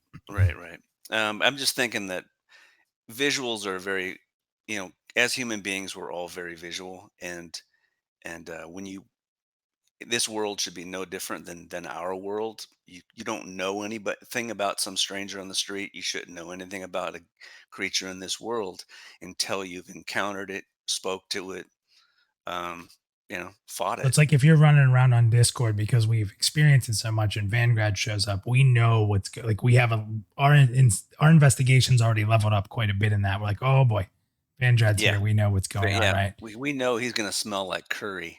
Yeah, but So- then that other new person who just discovered Pantheon jumps in, and the first person who says hello to them is Vandrad, and they're like, "Oh, this guy's the nicest guy in the world." They see he doesn't know. Exactly. See, you know. Draq, anything with that? Not the Vandrad stuff, but the other stuff he was saying. Just about the tying into like thinking about, you know, what we know in the real world versus, you know, everything else.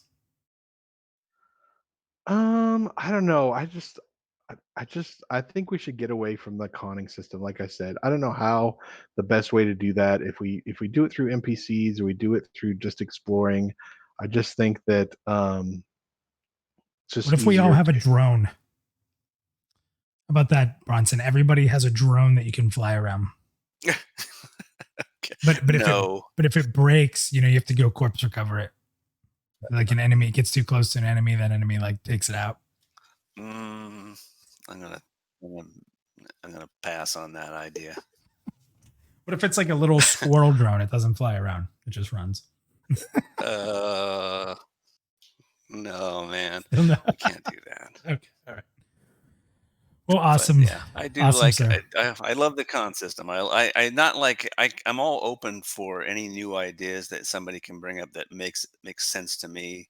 And I'm not saying that my idea of this is, you know, it's not. I'm not rooted to anything. I'm not dying on any hill in my mind. And you know, if somebody always Yeah. comes up with something that's unique and interesting and it works, let's do it. Again, my biggest fear with the whole thing is if it's going to be done, let's make it more intuitive than macroing it into our normal attacks. Like that, like if that's what it becomes, to me, it's not worth having. Like, I guess Yeah. that would be right. I can agree with not. I mean, the whole idea. I don't want to minimize it to just saying it's just macroing something, because everything is button related in a game. Everything is tied to something that in life we take for granted as instinct. When you're, you know, when you see people, you can tell if they're having a bad day, if they're not having a bad day, based on their body language and all these things we take for granted. In a game, they have to do it with a button. They have to do it with a con system. They have to do it some other way because your character doesn't have that intuition that you do as a human being. So we have to kind of you have to look at it from that point of view a little bit. The game character is an extension of you. It's not you, and so there has to be in some sort of an input within the game for the player to get that evaluation somehow. Hmm. That's the only way I can put it. So, All right. all right. Not bad. Well, happy holidays, sir. Hope you get some time off Yeah, and can man. relax Both a of little you bit. I know guys you've have a- been busy as hell, haven't you? Yeah, I had to move recently, and I've moved to another state. So yeah, pretty crazy times. But other than that, all's good. Hope. Oh, awesome, man. Thank you for jumping in. And I think if I'm not mistaken, I linked in chat earlier today. You were the first ever community person to come on the air and from the green room. I think the first person ever to do it was Chris Kane. And I think you followed up Chris Kane on the very first show. So thank you for always supporting us, man. Appreciate it. No, absolutely. You have a great show here, guys. Thanks, man. Thanks, All right. Bronson. So Drac, we're gonna get to more people in the green room here. So Drac, it looks like people want the con system, but I would say that the thing that makes me happy, people are okay evolving it so far. Yeah, I think I'm in the minority of getting rid of the con system altogether. I think I might be alone on that. I'm close to you, but again, kind of like with what you said before, like that you don't have a line in the sand on this one. Like it's important, but you're not gonna like get upset over it one way or another. Here we go, right? I just don't want it to be gamey. You know what I mean? I don't. Right. I No, don't I'm want it- totally with you. I don't know what But, I mean, but It's I don't not want it to be gamey. transmog. Yeah, I hear you there. Let's go ahead and pull from the green room again. Let's go with Idiotech. We usually take him very late, so let's get Idiotech in. So Idiotech, as soon as you unmute your microphone, we'll bring you in. There he is. Here he comes. How are you, sir? Welcome. Hey, guys. What's up, Idiotech? You guys can hear me all right? I'm making sure. Hold on. Yep. Yeah, you're coming through good. How about now? Okay. Yeah, what's going on? So yeah, I kind of missed a little bit of the beginning of the show. I was a little late with work and everything, but I think I have the gist of what's going on here, and I was kind of excited to come on and say it because right now I'm playing I'll call the sister game, Final Fantasy 11. Okay. And this game is notorious for the check system. It's all you like. One thing with this game is, and it's it's made 20 years ago. There can be a rabbit. There's a rabbit somewhere in the world that can kick your ass no matter what.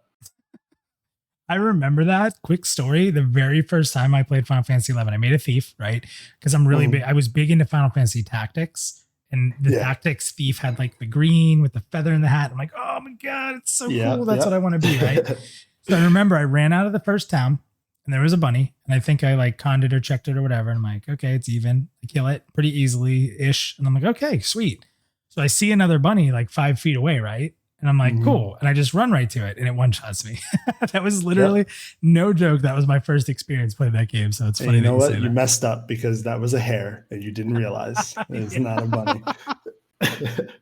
So, but it's true because even later, there's level, high 60 zones, and it'll be that same rabbit. It'll be that same little rabbit, and you'll walk up to it. And the thing with this game, and I think very much with EverQuest, is that if something, I don't know what the even prey equivalent, because that's what it'll be in this game. If something's like even prey or even match, looks like an even fight is probably, that's what it used to say in EverQuest. It's probably something like that. Yeah, unless you're built to solo, like unless you have your thing set up or you're a class that can solo, it's probably going to kill you. Like if you're just a warrior and you're max level and you go up to it and it says even, it's going to kill you.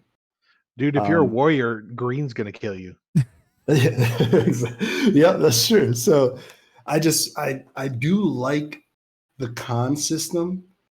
And I'll say that I'm very much like I think everyone else here. It's not like a line in the sand. Most of my MMO career was playing games like WoW and On. And I don't think any game after really had a system like that. So it's not something I want. But coming back to this game and having that like secondhand fear, and also thinking what they'll do with the perception system, like it won't be a surface level, or not perception system, the what is it? The disposition. That's Yep. Seeing what they'll do with the disposition, you might walk up to a mob and it might con even, but depending on the disposition, you might be at a great disadvantage or an advantage. So I think having that extra, it might end up having more of an influence on the way people play than we think, to just have it still be a con system. Are you okay with it instead of hitting like the C button or picking check or whatever? Are you okay with it just activating in your chat when you click on an enemy? As long as you're in range or something? Yeah, to me, that would be cool. And other people, a few people were saying, evolve the system. I think, not to give something to Rangers that, you don't want, but let's say Rangers get a longer range where they can perceive what the mob is. Let's say the coolest class to have is a Ranger with perception skill level, because they can get it from like 50 yards away. They can be like, oh, that thing is, too hard. Let's not go over there. Eagle sight. Yeah. Whereas most classes have to get, within 20 yards or 15 yards before they do it. And that's aggro range where it's going to be a bad time. And Theric's all about it already. So sold him. He's over there. Sounds good. Yeah. So I mean, I think about it, because like a rogue can stealth up and get closer to stuff to be able to see stuff. So, why not have somebody be able to be further away? That's not a bad idea. I don't know who gets it. Ranger would actually make sense with like the animals and stuff.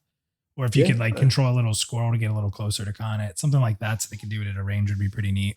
But haven't they said that the dispositions are going to be given away in the name? So like an enraged such and such, or a flighty such and such, or whatever. This is true. I feel like they've said that. Yeah. I think we've seen it. I think we've seen it. So you actually might be right. Where it's going to be more surface level. So I've heard also that there were rumors. Now, please note this is not any inside info, but I think that there were also discussions a while back that the keeper might also help identify those at time. So like some low level dispositions you might see And some high level ones you may not know right away unless you know you have a keeper or you have something that knows, right? Mm. So Okay. So yeah, I feel like already they're trying to build the whole system of identifying these monsters and how you have to interact with them. And I feel like the con system is like the basic, it's like the base level of it where it's kind of we'll build off of it. But one thing I did want to ask, because I haven't been able to play EQ. In FF, there's what we call NMs, notorious monsters, and those are the monsters that have like these iconic items on them. Like my buddy was just in the dunes in Final Fantasy, and he got this. It's called the Emperor's Hairpin, and it's a dope item to get. It's like a lower level item, level 30. It had plus 10 evasion. You could have a whole set of armor at level 50 and not have plus 10 evasion. So it was like a really, really good item to have. Those mobs always conned as too like what is it again? It's like too high to even comprehend, basically. okay, all right. So whenever you saw something that was a notorious monster, or like a specific mob, it always, even if you can kill it, even if you were 75 and it was a level 21 that you could 3-shot, it would still say, too high to comprehend. That's interesting.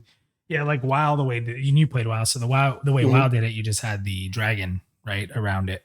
Yeah, exactly. So it was kind of like the signifying an elite mob was kind of, you knew it was going to be a tougher mob or something like that. So it's interesting.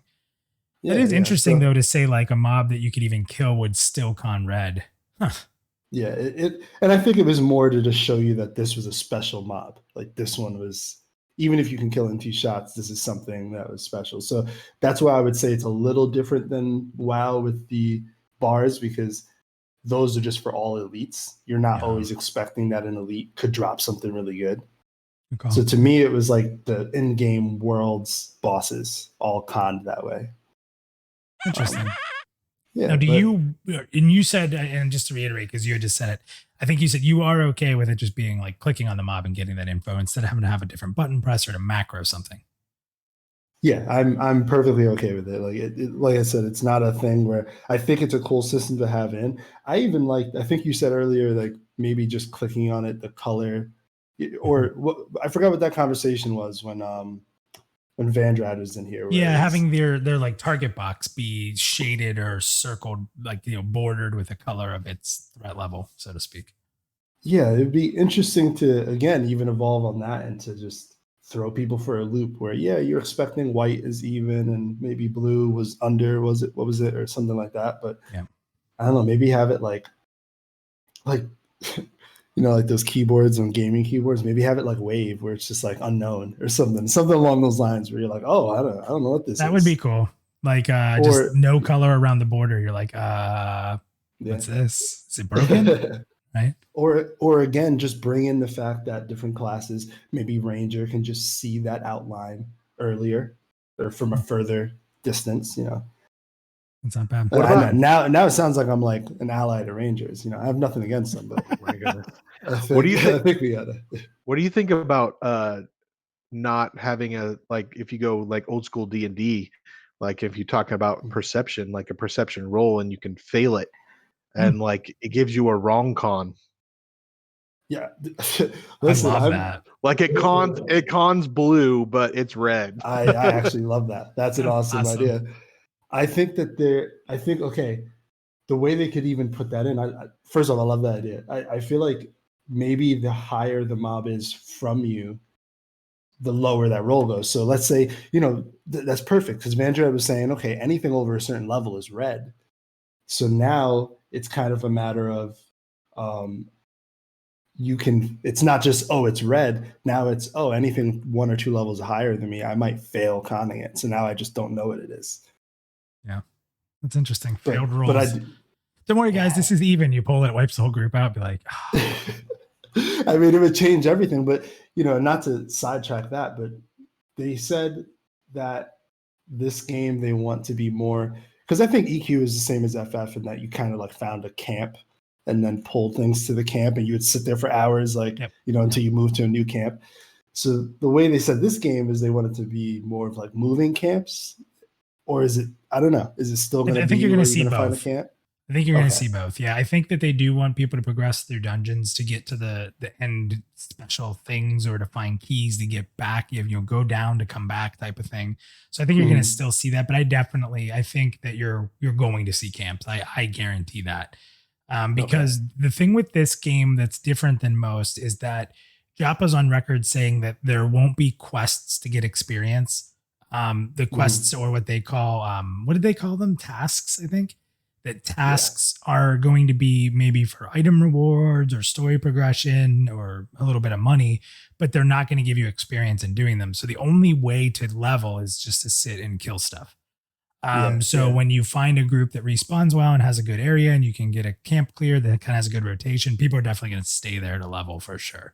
And if that then ties into the mastery system, I mean, furthermore, it's going to happen forever, right? Because people are going to constantly be grinding mastery. So I do see that happening. I think that maybe you'll see a little bit of a difference in how people farm gear.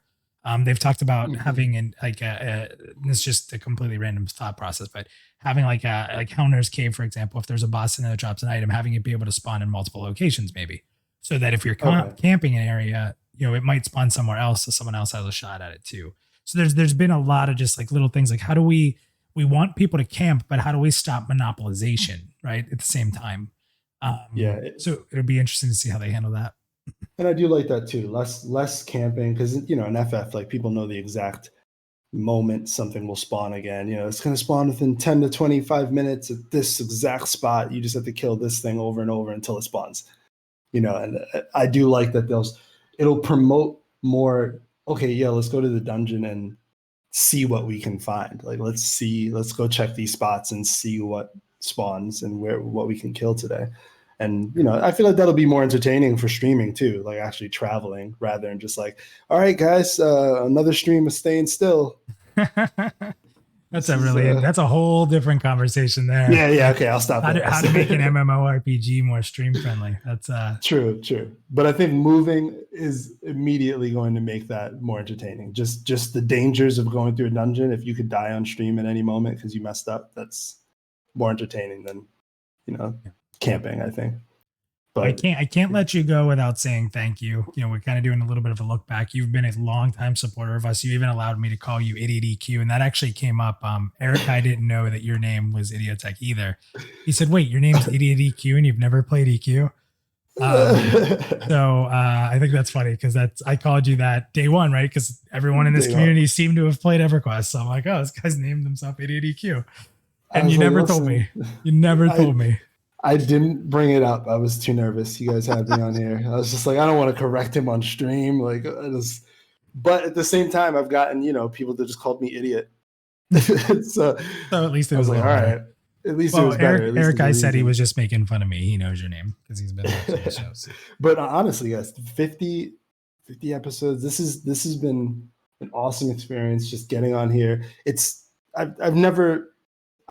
As much as I am a part of this and I love watching videos and streams, I don't follow streamers, but I follow you guys because I enjoy not only the game that you guys are talking about, but I like this format. I like how positive you guys are. So this has been awesome. And, you know, I think I'll have to shoot out. Hold on. Let me pull it up real quick. Yeah. This is to... Here's to 50 episodes, man. Nice. I love it. Very well done. Very well done. Well, thanks for coming on, man. I appreciate it. Of course. Thanks, you guys. Have a good day later. Yeah, man. That's awesome. Because like that right there is like, again, you said earlier, it's why we do this, like the love of the community, wanting to drive community. Like it's not BS. We make no money doing this. My pledge alone has never been made back yet.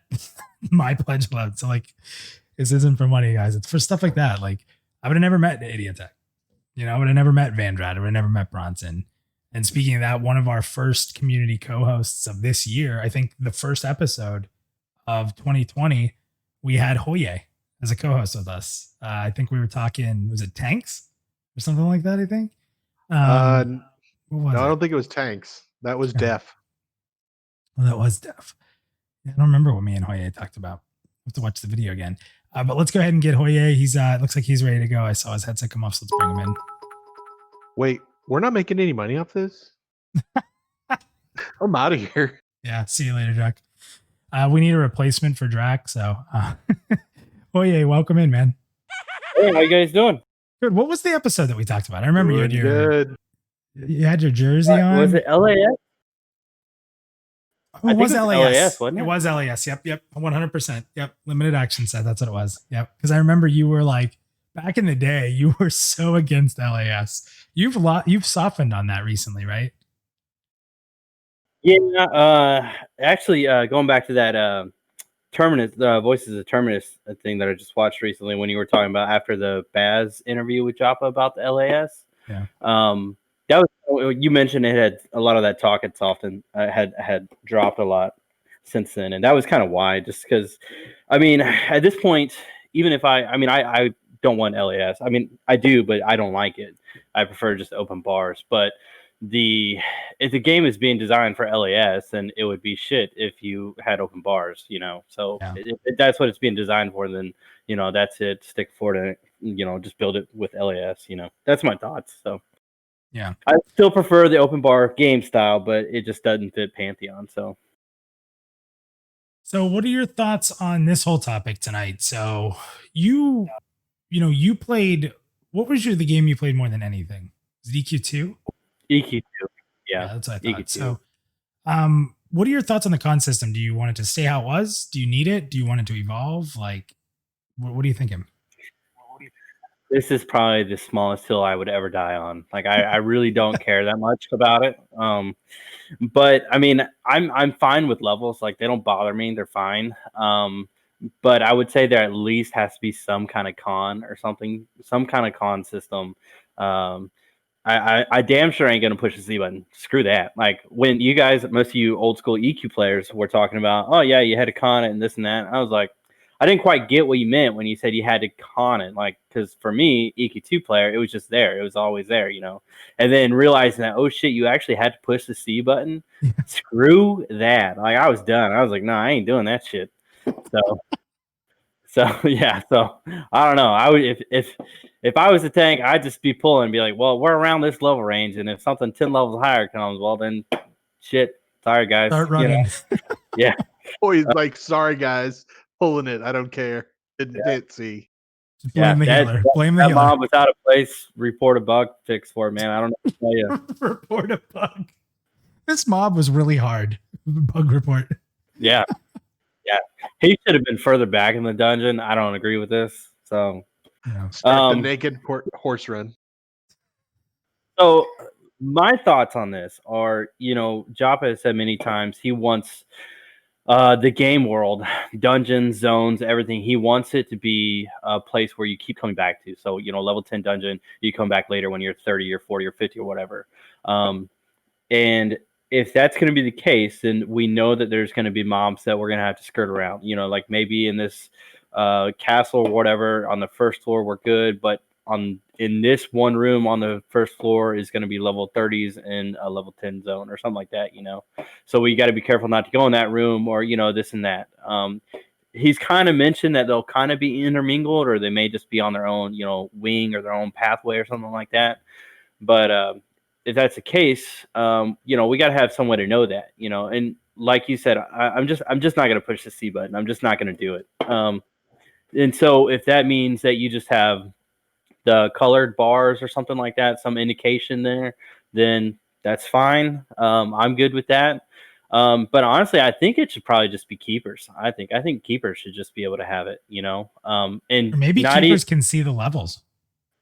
Yeah, something like that. Or even if they can just see the con, if that's all you want to give the information to, you know, like somebody else is saying, maybe it was Draq, said, or Vandrat, I think, said that, you know, the con system's pretty much accurate. You know, if it's yellow, it's either, you got a 50-50 if it's +1 or +2. If it's orange, you got a 50-50, it's +3 or +4, you know. That's good enough for me.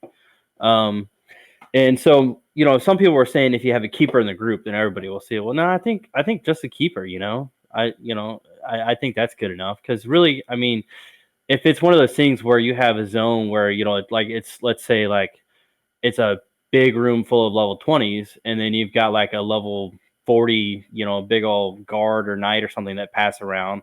Well, at that point, the keeper can just be like, hey, you know, you're good. Just so you know, that guy over there that's pathing, he's level 40. So keep an eye on him. it kind of brings up a little more interaction with your group, sociability, and stuff like that. But it kind of also gives the keeper their own little niche that they've kind of earned through the rewards of going through the keeper system. I love that you brought the social aspect in. That's a really good point. I actually thought while you were talking that you were going to lean towards seeing levels, because when you were talking about like, okay, I'm in this zone or this dungeon and it's big. And we've seen this. We can talk openly because in the streams in Black Rose Keep, right? They talked about how like down over the ledge, it was the higher level mobs, right? Right. Or maybe it was higher up or something. So, but you could see them, like you knew they were higher. So there's an interesting dynamic of a lot of people don't want that level. I get it. That's been said quite a bit tonight. But if you're level 20 and you're fighting a bunch of stuff and in the distance you can see something that's level 40, that tells you that we need to come back here. Like I can't wait to get over there. And it tells you when to come back a little bit. And I get that you can figure it out over time, but isn't it exciting if you're level 20 and you level up maybe 10 levels there, but you still can't go kill those level 40s that are over there? You're like, oh, we're going to come back when we're 40. It kind of gives you that mindset of like when to come back. So is there value in that? Like, I'm curious in chat what you guys think. Like, and I know a lot of you don't want the level, but is there an inherent value in knowing that something's 40 when you're fighting in the zone at 10, because when you want to come back? So any thoughts on that, guys? I think that's a good point. And I think it can go either way. You can either take a middle note and say, hey, around level 40, I should come check this out. Or, if it's something where you don't know the level, then that's something that, you're looking for a group and you got 10 minutes, 15 minutes roughly until your buddies get on or something like that. You're waiting to build a group, whatever. You can just go run around and say, this is a level 20 zone, but I know they had some higher ups. I'm level 35 now. Let me go check it out, and then you can just, oh, well, no, these things are still way too high, or, these are actually our level now. Let's come back here, guys. Obviously you would probably learn that after the first year and playing the game. You probably already know that, but I don't know. I think it's a good point. Well, and that's where I'm gonna. Draq. Oh well, that's where I want to chime in too. Is like part of it for me is like, or part of the original draw was like, well, we want to bring like exploration back into MMOs, and we want to bring like exploring the world and going into places that you don't know what it is.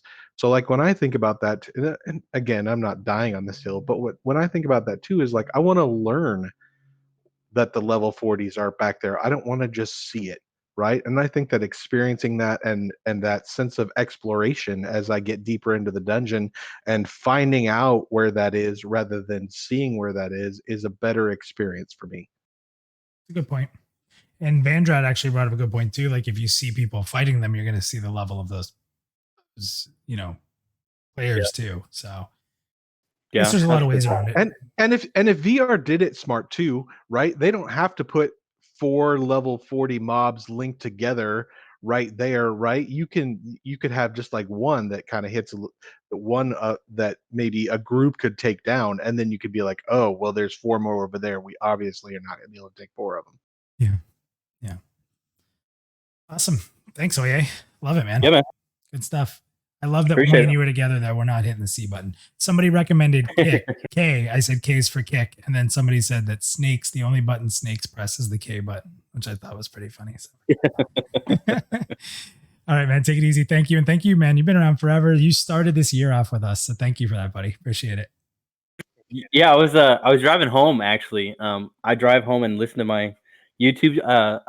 I put YouTube videos on and I just listened to them. Mm-hmm. And then I got to a stoplight and I went to go text my wife and I saw my face on there. I was like, what the hell? That's me in there. Kind of took me for surprise. Doesn't that feel like forever ago? It did. And so I haven't even cut my hair since then. I've let my hair grow out. It's like super long.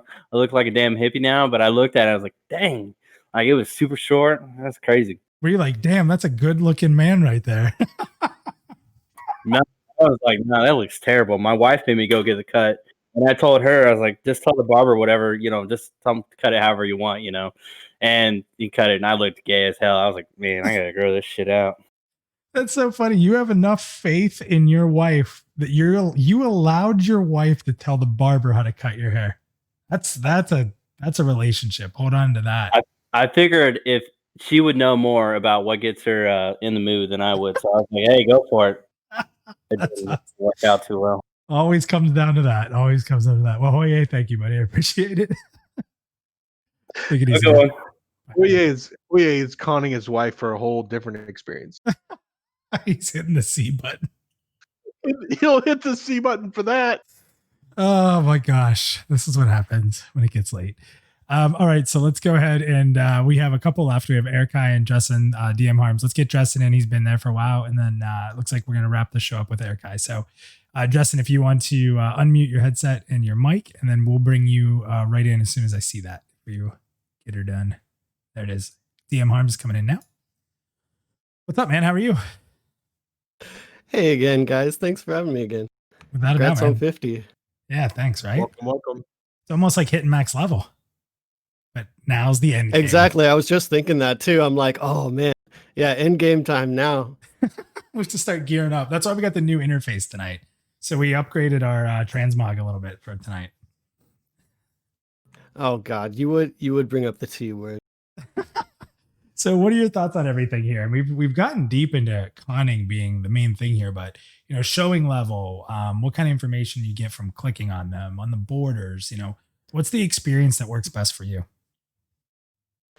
Man, this has been a pretty good conversation. It's just got the juices flowing. I mean, I'm definitely on the same page with you as like the C button thing is, I mean, it was novel, back in the day, but I feel like it's inappropriate and cumbersome nowadays, honestly. Having to press a button to literally like just kind of see basic information about something, it doesn't really click with me. But it's one of those things that I think a lot of people are tied to because it's kind of special. It's nostalgia, but really I think in the end, just hitting the same key for the same information over and over, it gets old really quick. One of the points I wanted to make actually, before I say exactly like what I would prefer versus what I think is reasonable, is just like you can never really hide information about NPCs in an MMO. You can only make it harder to get to. So we're just talking in chat about this. No matter what, there's going to be, tools, websites, whatever that has super detailed information. So really the job of the devs is just to just how much do they want to mitigate information for the player? Do they want to make it very easy to get to, or do they want to make it very hard to get to? But it's never about removing the information, even if there weren't levels, even if there wasn't color con, like it's going to be there. Yeah. And that's a really good point. So if it's, do you just want people to take that extra step? So there's going to be two ways, right? People are going to either look it up or they're going to figure it out. Yeah, or if they allow it, there may be a mod, even just an in-game kind of catalog would already go so far. Like type the mob name in at the top and it brings info to it. Yeah. But even like that process, that's cumbersome in itself as well. And that's in my opinion, a negative play experience, but that's probably what would happen if they allowed those things. So that's kind of what I'm coming against whenever I'm trying to think of a system that builds on information to make the gameplay better rather than inhibits information simply to make it harder for the player. Because it's not about stopping the information just to like change the gameplay experience.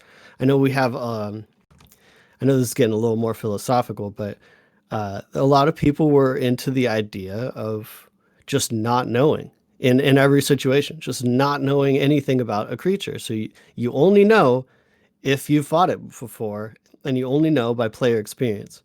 And that sounds awesome. It sounds exciting. The first like 10 times. But especially for new players, and I would love that feeling the first few times as well. Like, I'm not even going to lie. I think it's really cool. I played games like that, but the 7th or 8th time you just get like one shot for, a no real reason. It doesn't feel good anymore. Right. Especially if the death penalty is punishing. Exactly. And we want it to be punishing. Like, I think that's actually a general consensus in this community is like people actually do want the death penalty to mean something, in a sense. People vary on the scale, but I don't think anyone in the community just wants a, insta respawn, no penalty, here. So it's like you're literally going to get punished just because reasons. And then it just doesn't feel good. So, my position. Sorry to go on a soapbox already. Love it. That's why we're doing this. Admitted, I've had a bit of eggnog tonight, so I'm a little Nice. fired up. It is. But my position is a realism versus idealism. So my realistic perspective is let's just have a system more like EQ2 and Vanguard, where there's a level or color. I don't really care which. I'm not going to stand on a hill about having the exact level. I think Draq brought up that having the level is kind of meaningless when you have the color, because it's like you get close enough, right? Yeah. You could derive that information easy. And the Vanguard and EQ2 systems had a certain relative power amount. In EQ2, it was done with the little up angle bracket, down angle bracket. So, 3 down angle bracket was basically something you could walk past and accidentally kill. And 3 up arrows was all right, this is group content. And then they had special frames for raids, special frames for 4 group raids.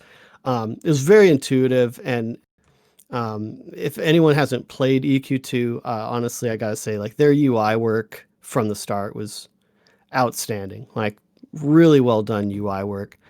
And Vanguard had a similar system, although they took it to, you had levels or your con color or whatever you want to call it, and then bubbles. I don't know what everyone called them, or I think some people called it dots, actually, 4 dot, 5 dot. I don't know why my guild called it bubs for bubbles. Yeah. Hey, no, bubs was what I said for leveling an EQ, the little bubs. 2 bubs in. So, but you'd be walking around and you'd be like, all right, that's a 2 bub, 3 bub, and 3 bubs. All right, this is going to be really hard, even if it's the same level. But then you just randomly come across, Vanguard, instead of doing just red, they did, they had to go further, they went purple, right? Purple con. Yeah. So, but you would come across, I specifically remember this giant. I can't remember what zone it was in, but this giant, and I'm like, hey, visually, I'm like, that's a big dude. He looks scary. I probably shouldn't mess with him. You tab over to him or click on him or whatever, and you're like, all right, he's purple and 6 bubbles. All of those bubbles are filled. All of them. And you just I'm not going to mess with this guy. This is probably raid level stuff, Yeah. So I think that's the realistic way. Low dev cost, provides a lot of information while keeping it somewhat intuitive. Now, I probably should write an article or a forum post or something. There's actually a website for writing articles. I don't know if you right? No, I run into this all the time. Where I'm like, hey, I was just literally thinking this crap up during the stream, but I was like, what would be really cool if we had unlimited dev time. And again, it's not about preventing information. It's just about inhibiting it just enough where you're incentivizing people to stay in game, and giving reason to progress, but not being so punishing that they're like, well, screw this, I'm just going to check the website or the mod or whatever.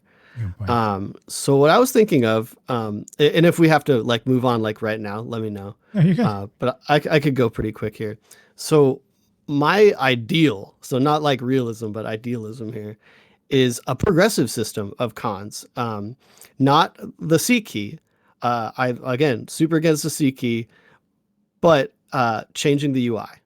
So if we could have a progressive con system that changes what UI elements you can see based on your familiarity with a certain subtype of creatures. So the more familiar you are with, You could go as broad as like mammals, or you could go all the way down to like, specifically wolves or foxes or whatever.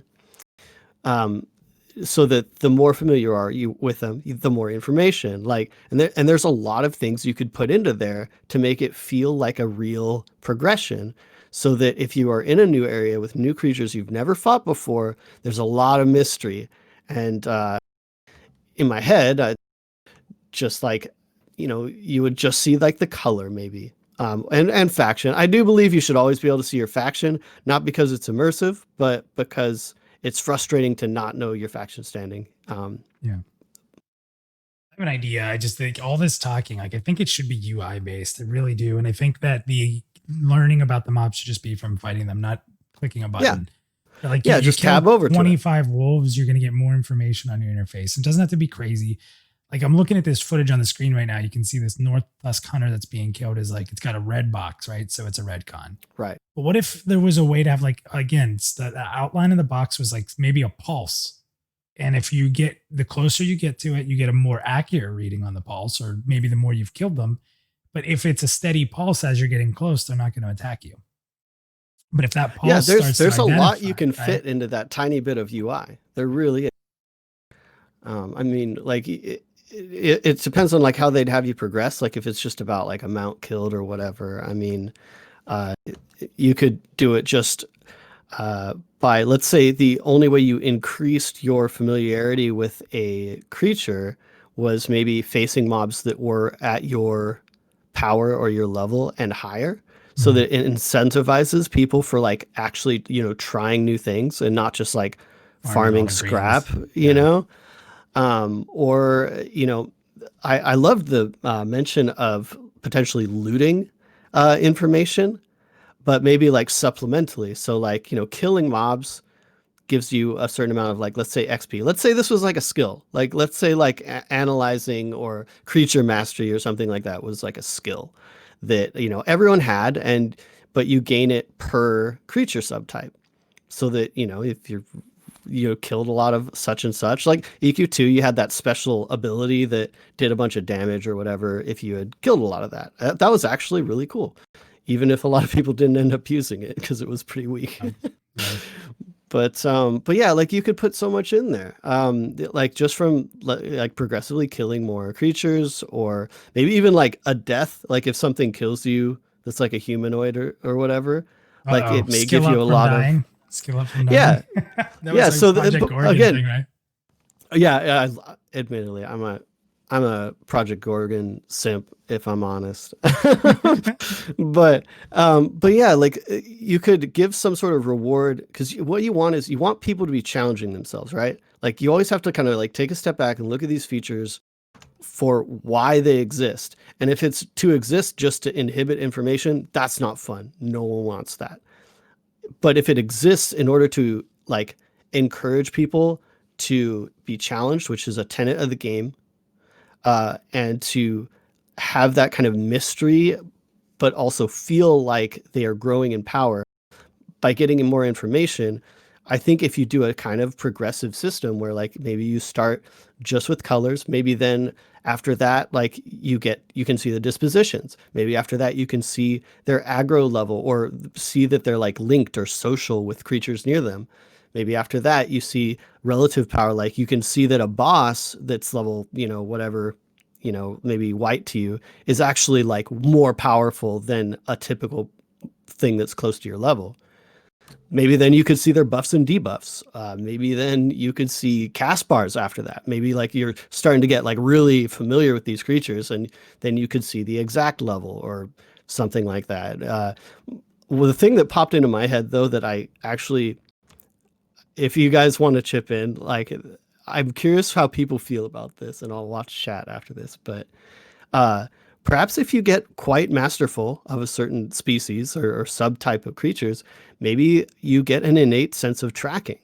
Maybe you can see when that creature is maybe just in your zone, then maybe a little bit further. Some people are trying to give rangers all the abilities. You're trying to negate their abilities. Rangers are really a big pocket tonight. Eric is going to be really mad at you.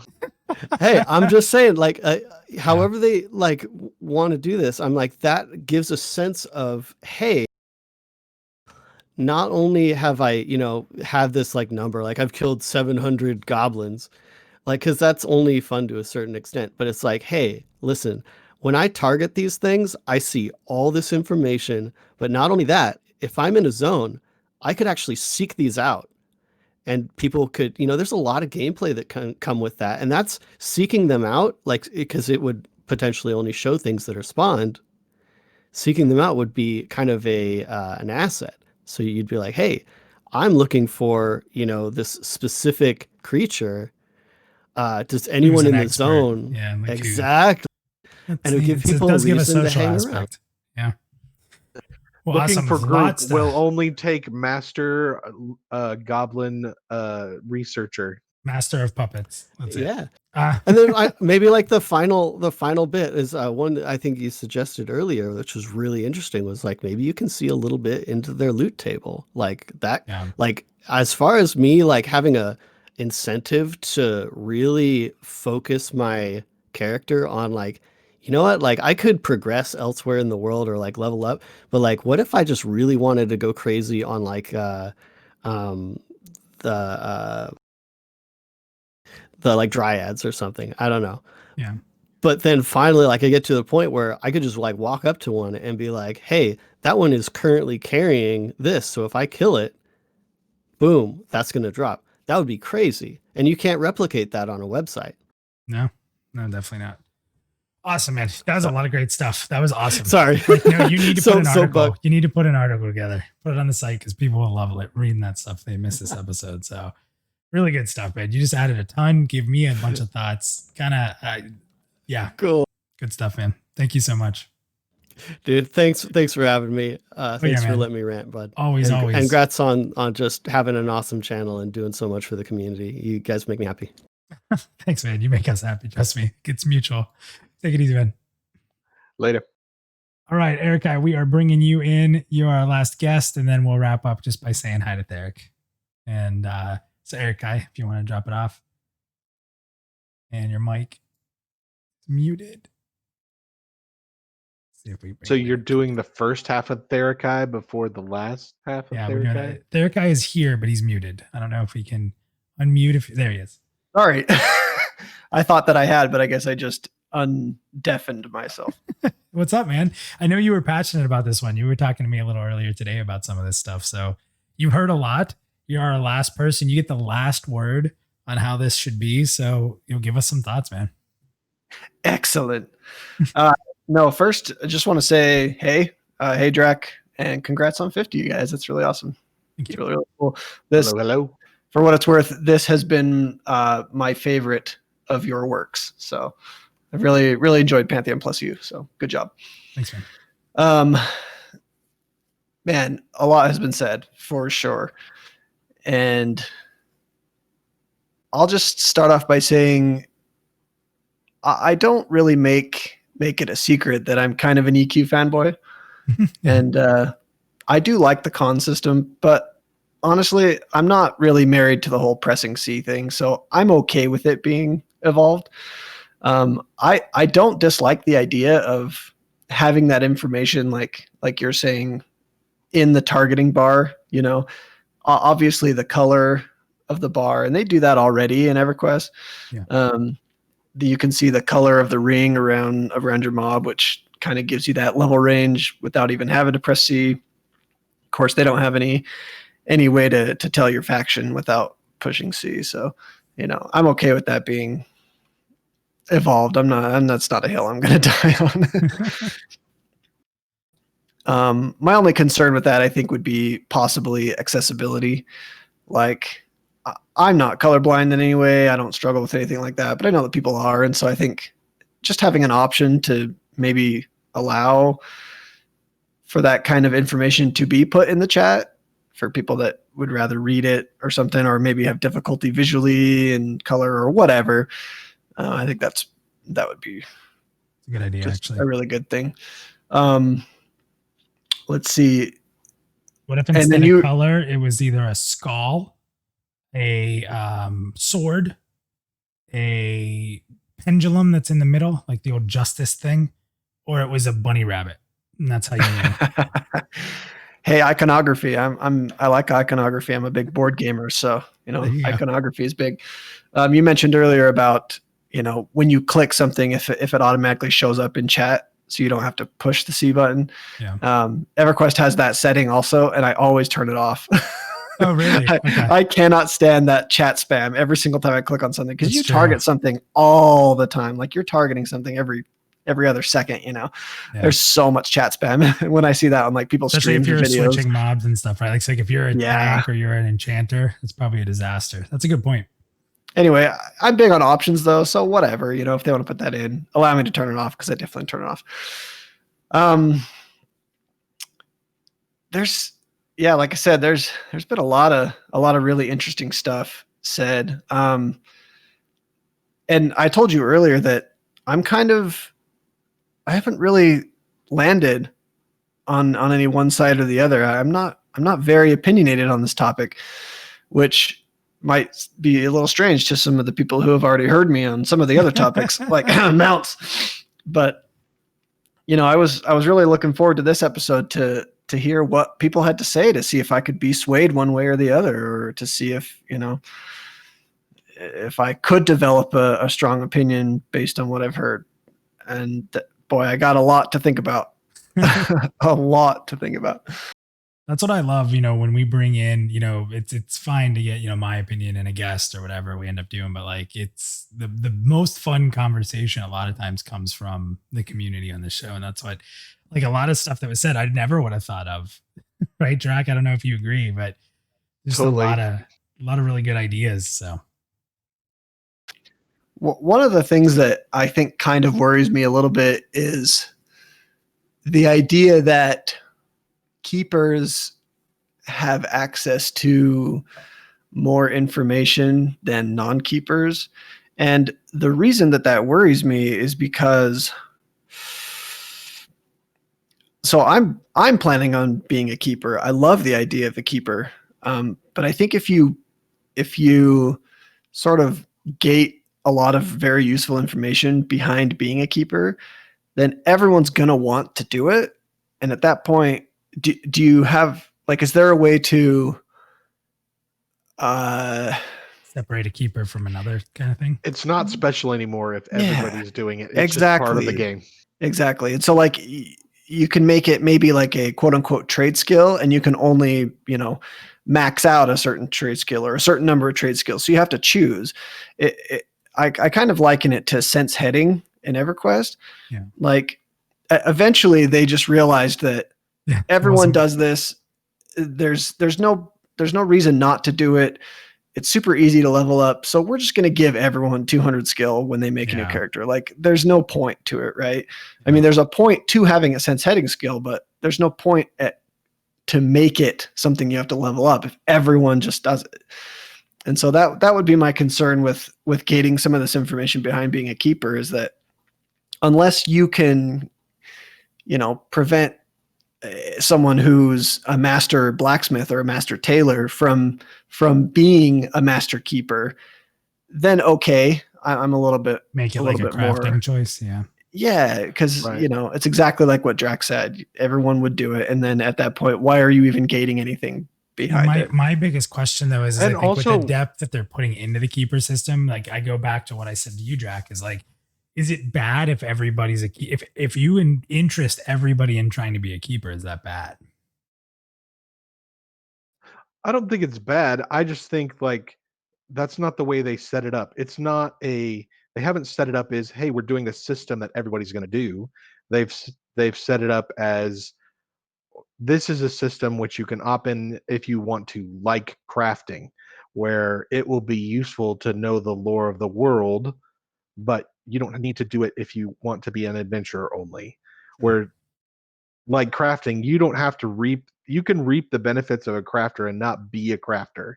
But if I'm getting mob information from a mob as a keeper, as an adventurer, I feel like I have to do that, because what if I'm solo?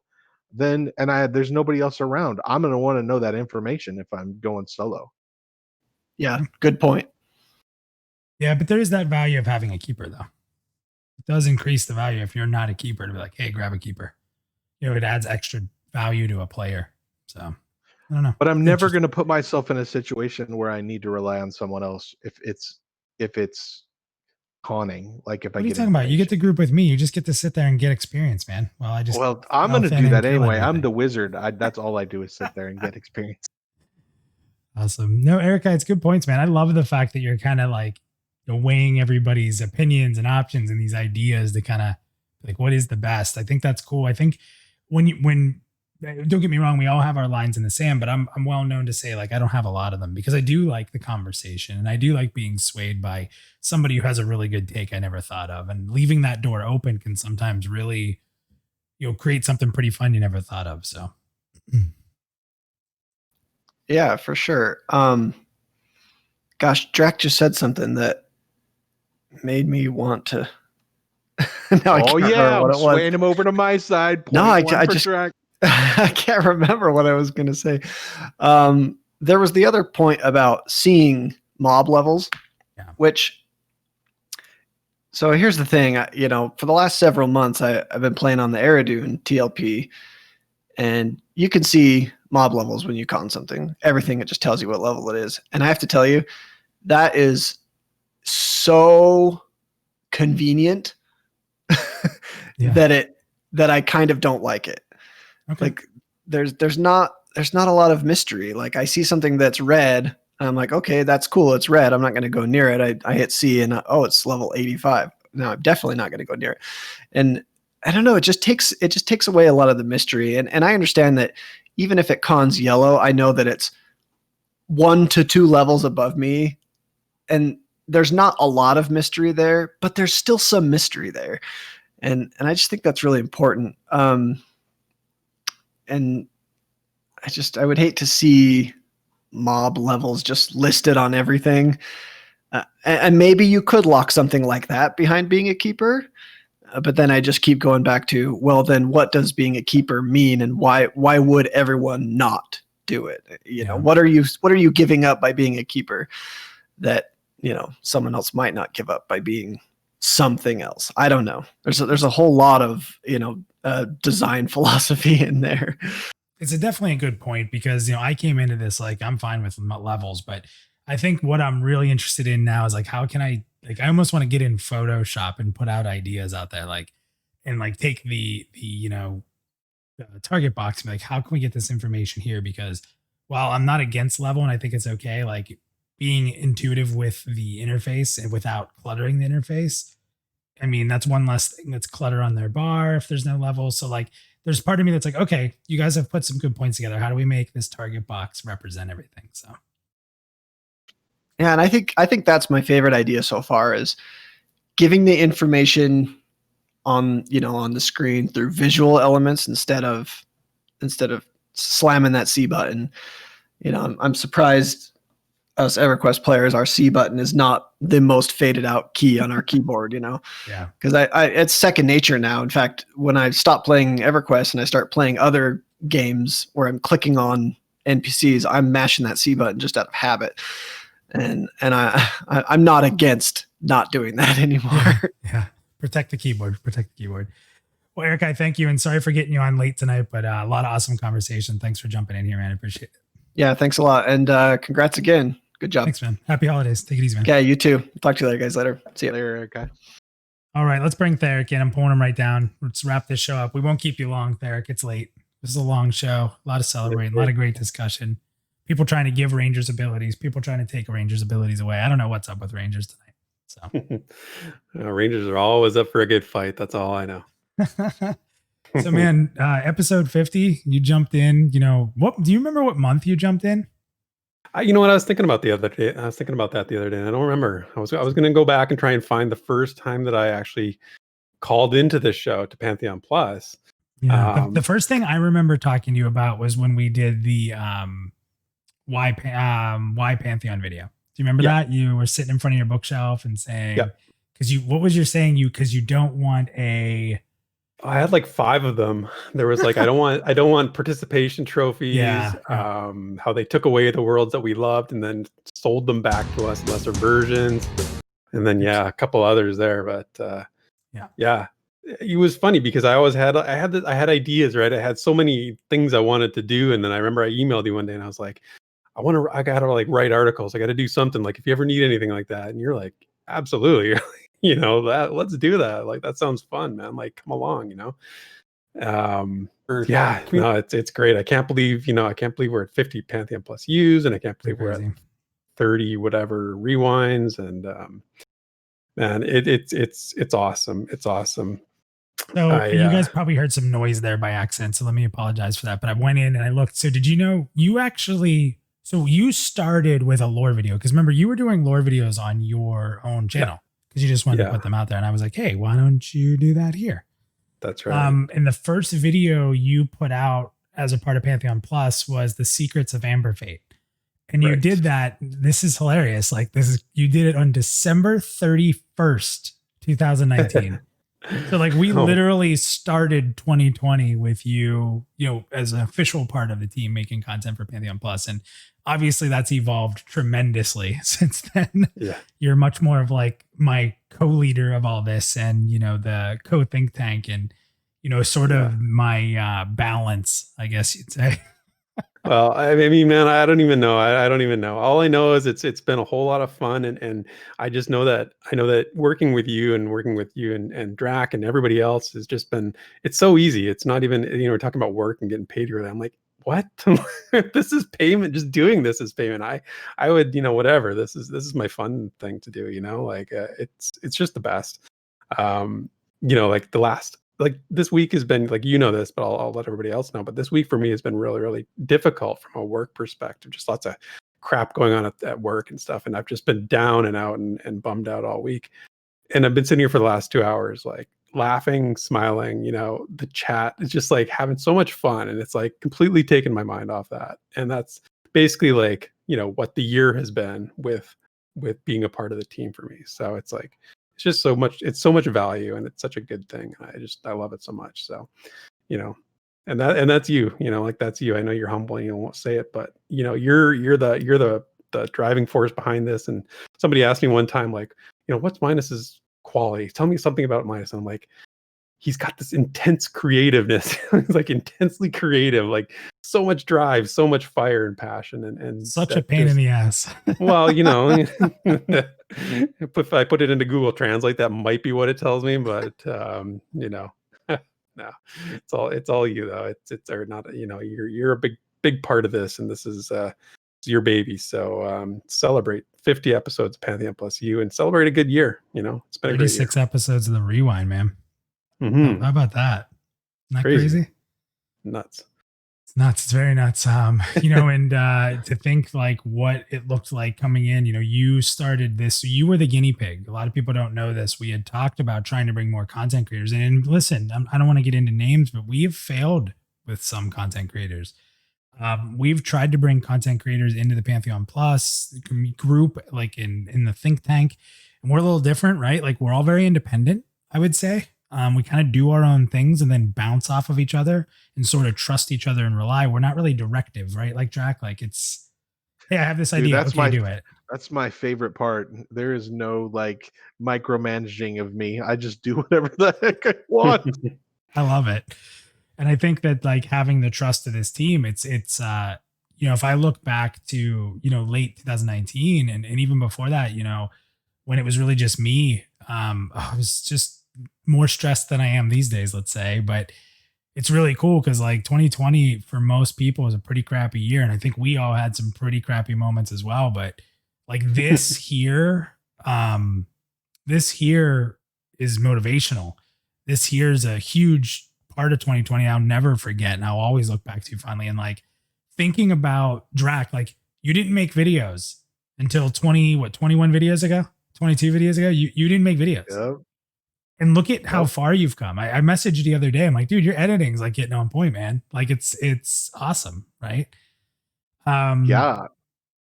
It's just etheric. I mean, it's like, totally something I've developed being with you guys. I was just like stealing all the stuff that Minus does. I'm like, how's he do that? Well, let's figure it out. It's crazy. And like, it's not like just me. Like I used to, if you look at most videos before Theric joined, they were live shows or just me just off the cusp talking, right? Which everyone knows I can talk forever. But Theric, you were putting these videos out. I remember when I always liked your videos, but when you put out the tour through Black Rose Keep, and I say this, I've said this a few times. If you guys haven't caught that video, because it was an early work of Theric, so it didn't pick, like your videos took a little bit to pick up. We always do. Everybody's videos do. People want to get a feel for you before you start seeing numbers go up or more people checking it out. But that video blew my mind. I was like, man, this guy's so much smarter than me. He's writing scripts. Things make sense. How does he even find these details?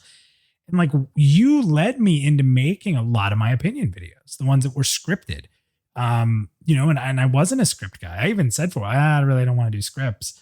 But like, if it wasn't for that, like we wouldn't have had a rogue video because I had to script that out. Like the death penalty video, like the transmog video, like there was a ton of them in all those videos and all those opinion videos. And the one I'm working on now, and I'm going to say, I'll announce it here.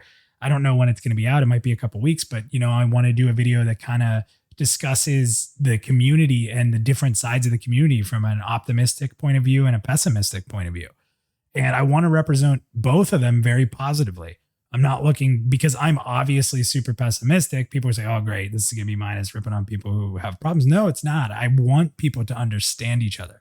I want people to understand, why is somebody pessimistic about Pantheon? What are they worried about? What contributes to that? What contributes to somebody being overly optimistic? What's good about that? What's bad about that?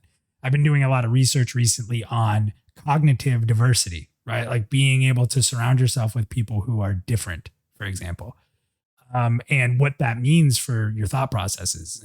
So I'm really interested to kind of put all the learning I've done around cognitive diversity into this and kind of be able to represent both sides. To show the main point of the video is going to be like, we have so much in common that we need to stop being so divisive. Like, we can have different opinions and we can be passionate without killing each other with it for some kind of internet troll points, like, or white knight points even, right? You guys know how much I hate that word, but yeah, there's so much. The reason that we do what we do for community is because the end of the day, no matter how pissed off somebody is or how excited somebody is, the end results that we all want is exactly the same. We want to get into Terminus and we want to enjoy the game. And if we can find a way to understand each other a little bit, even when we don't agree, it's going to lead to better things. That's when community truly matters. So let me give you a perfect example. I was thinking about this while you guys were doing the show, and this concept that we have that we've created with Pantheon Plus and all the stuff that we do is evidence why a game like Pantheon will work. You have negative people, naysayers say, a game like Pantheon, the group centric, all this stuff, it won't work in 2020. We've moved on. We're not the same people, blah, blah, blah, blah. But you look at this thing, look at this community and look at the chat. Look at how many people are watching tonight. There were 50, 60 people here.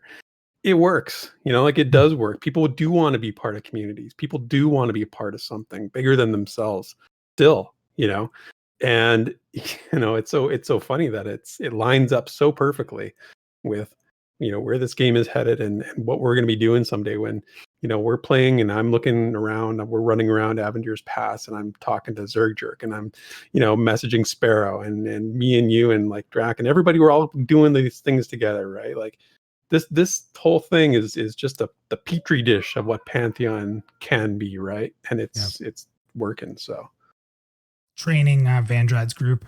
That's perfect. Oh yeah.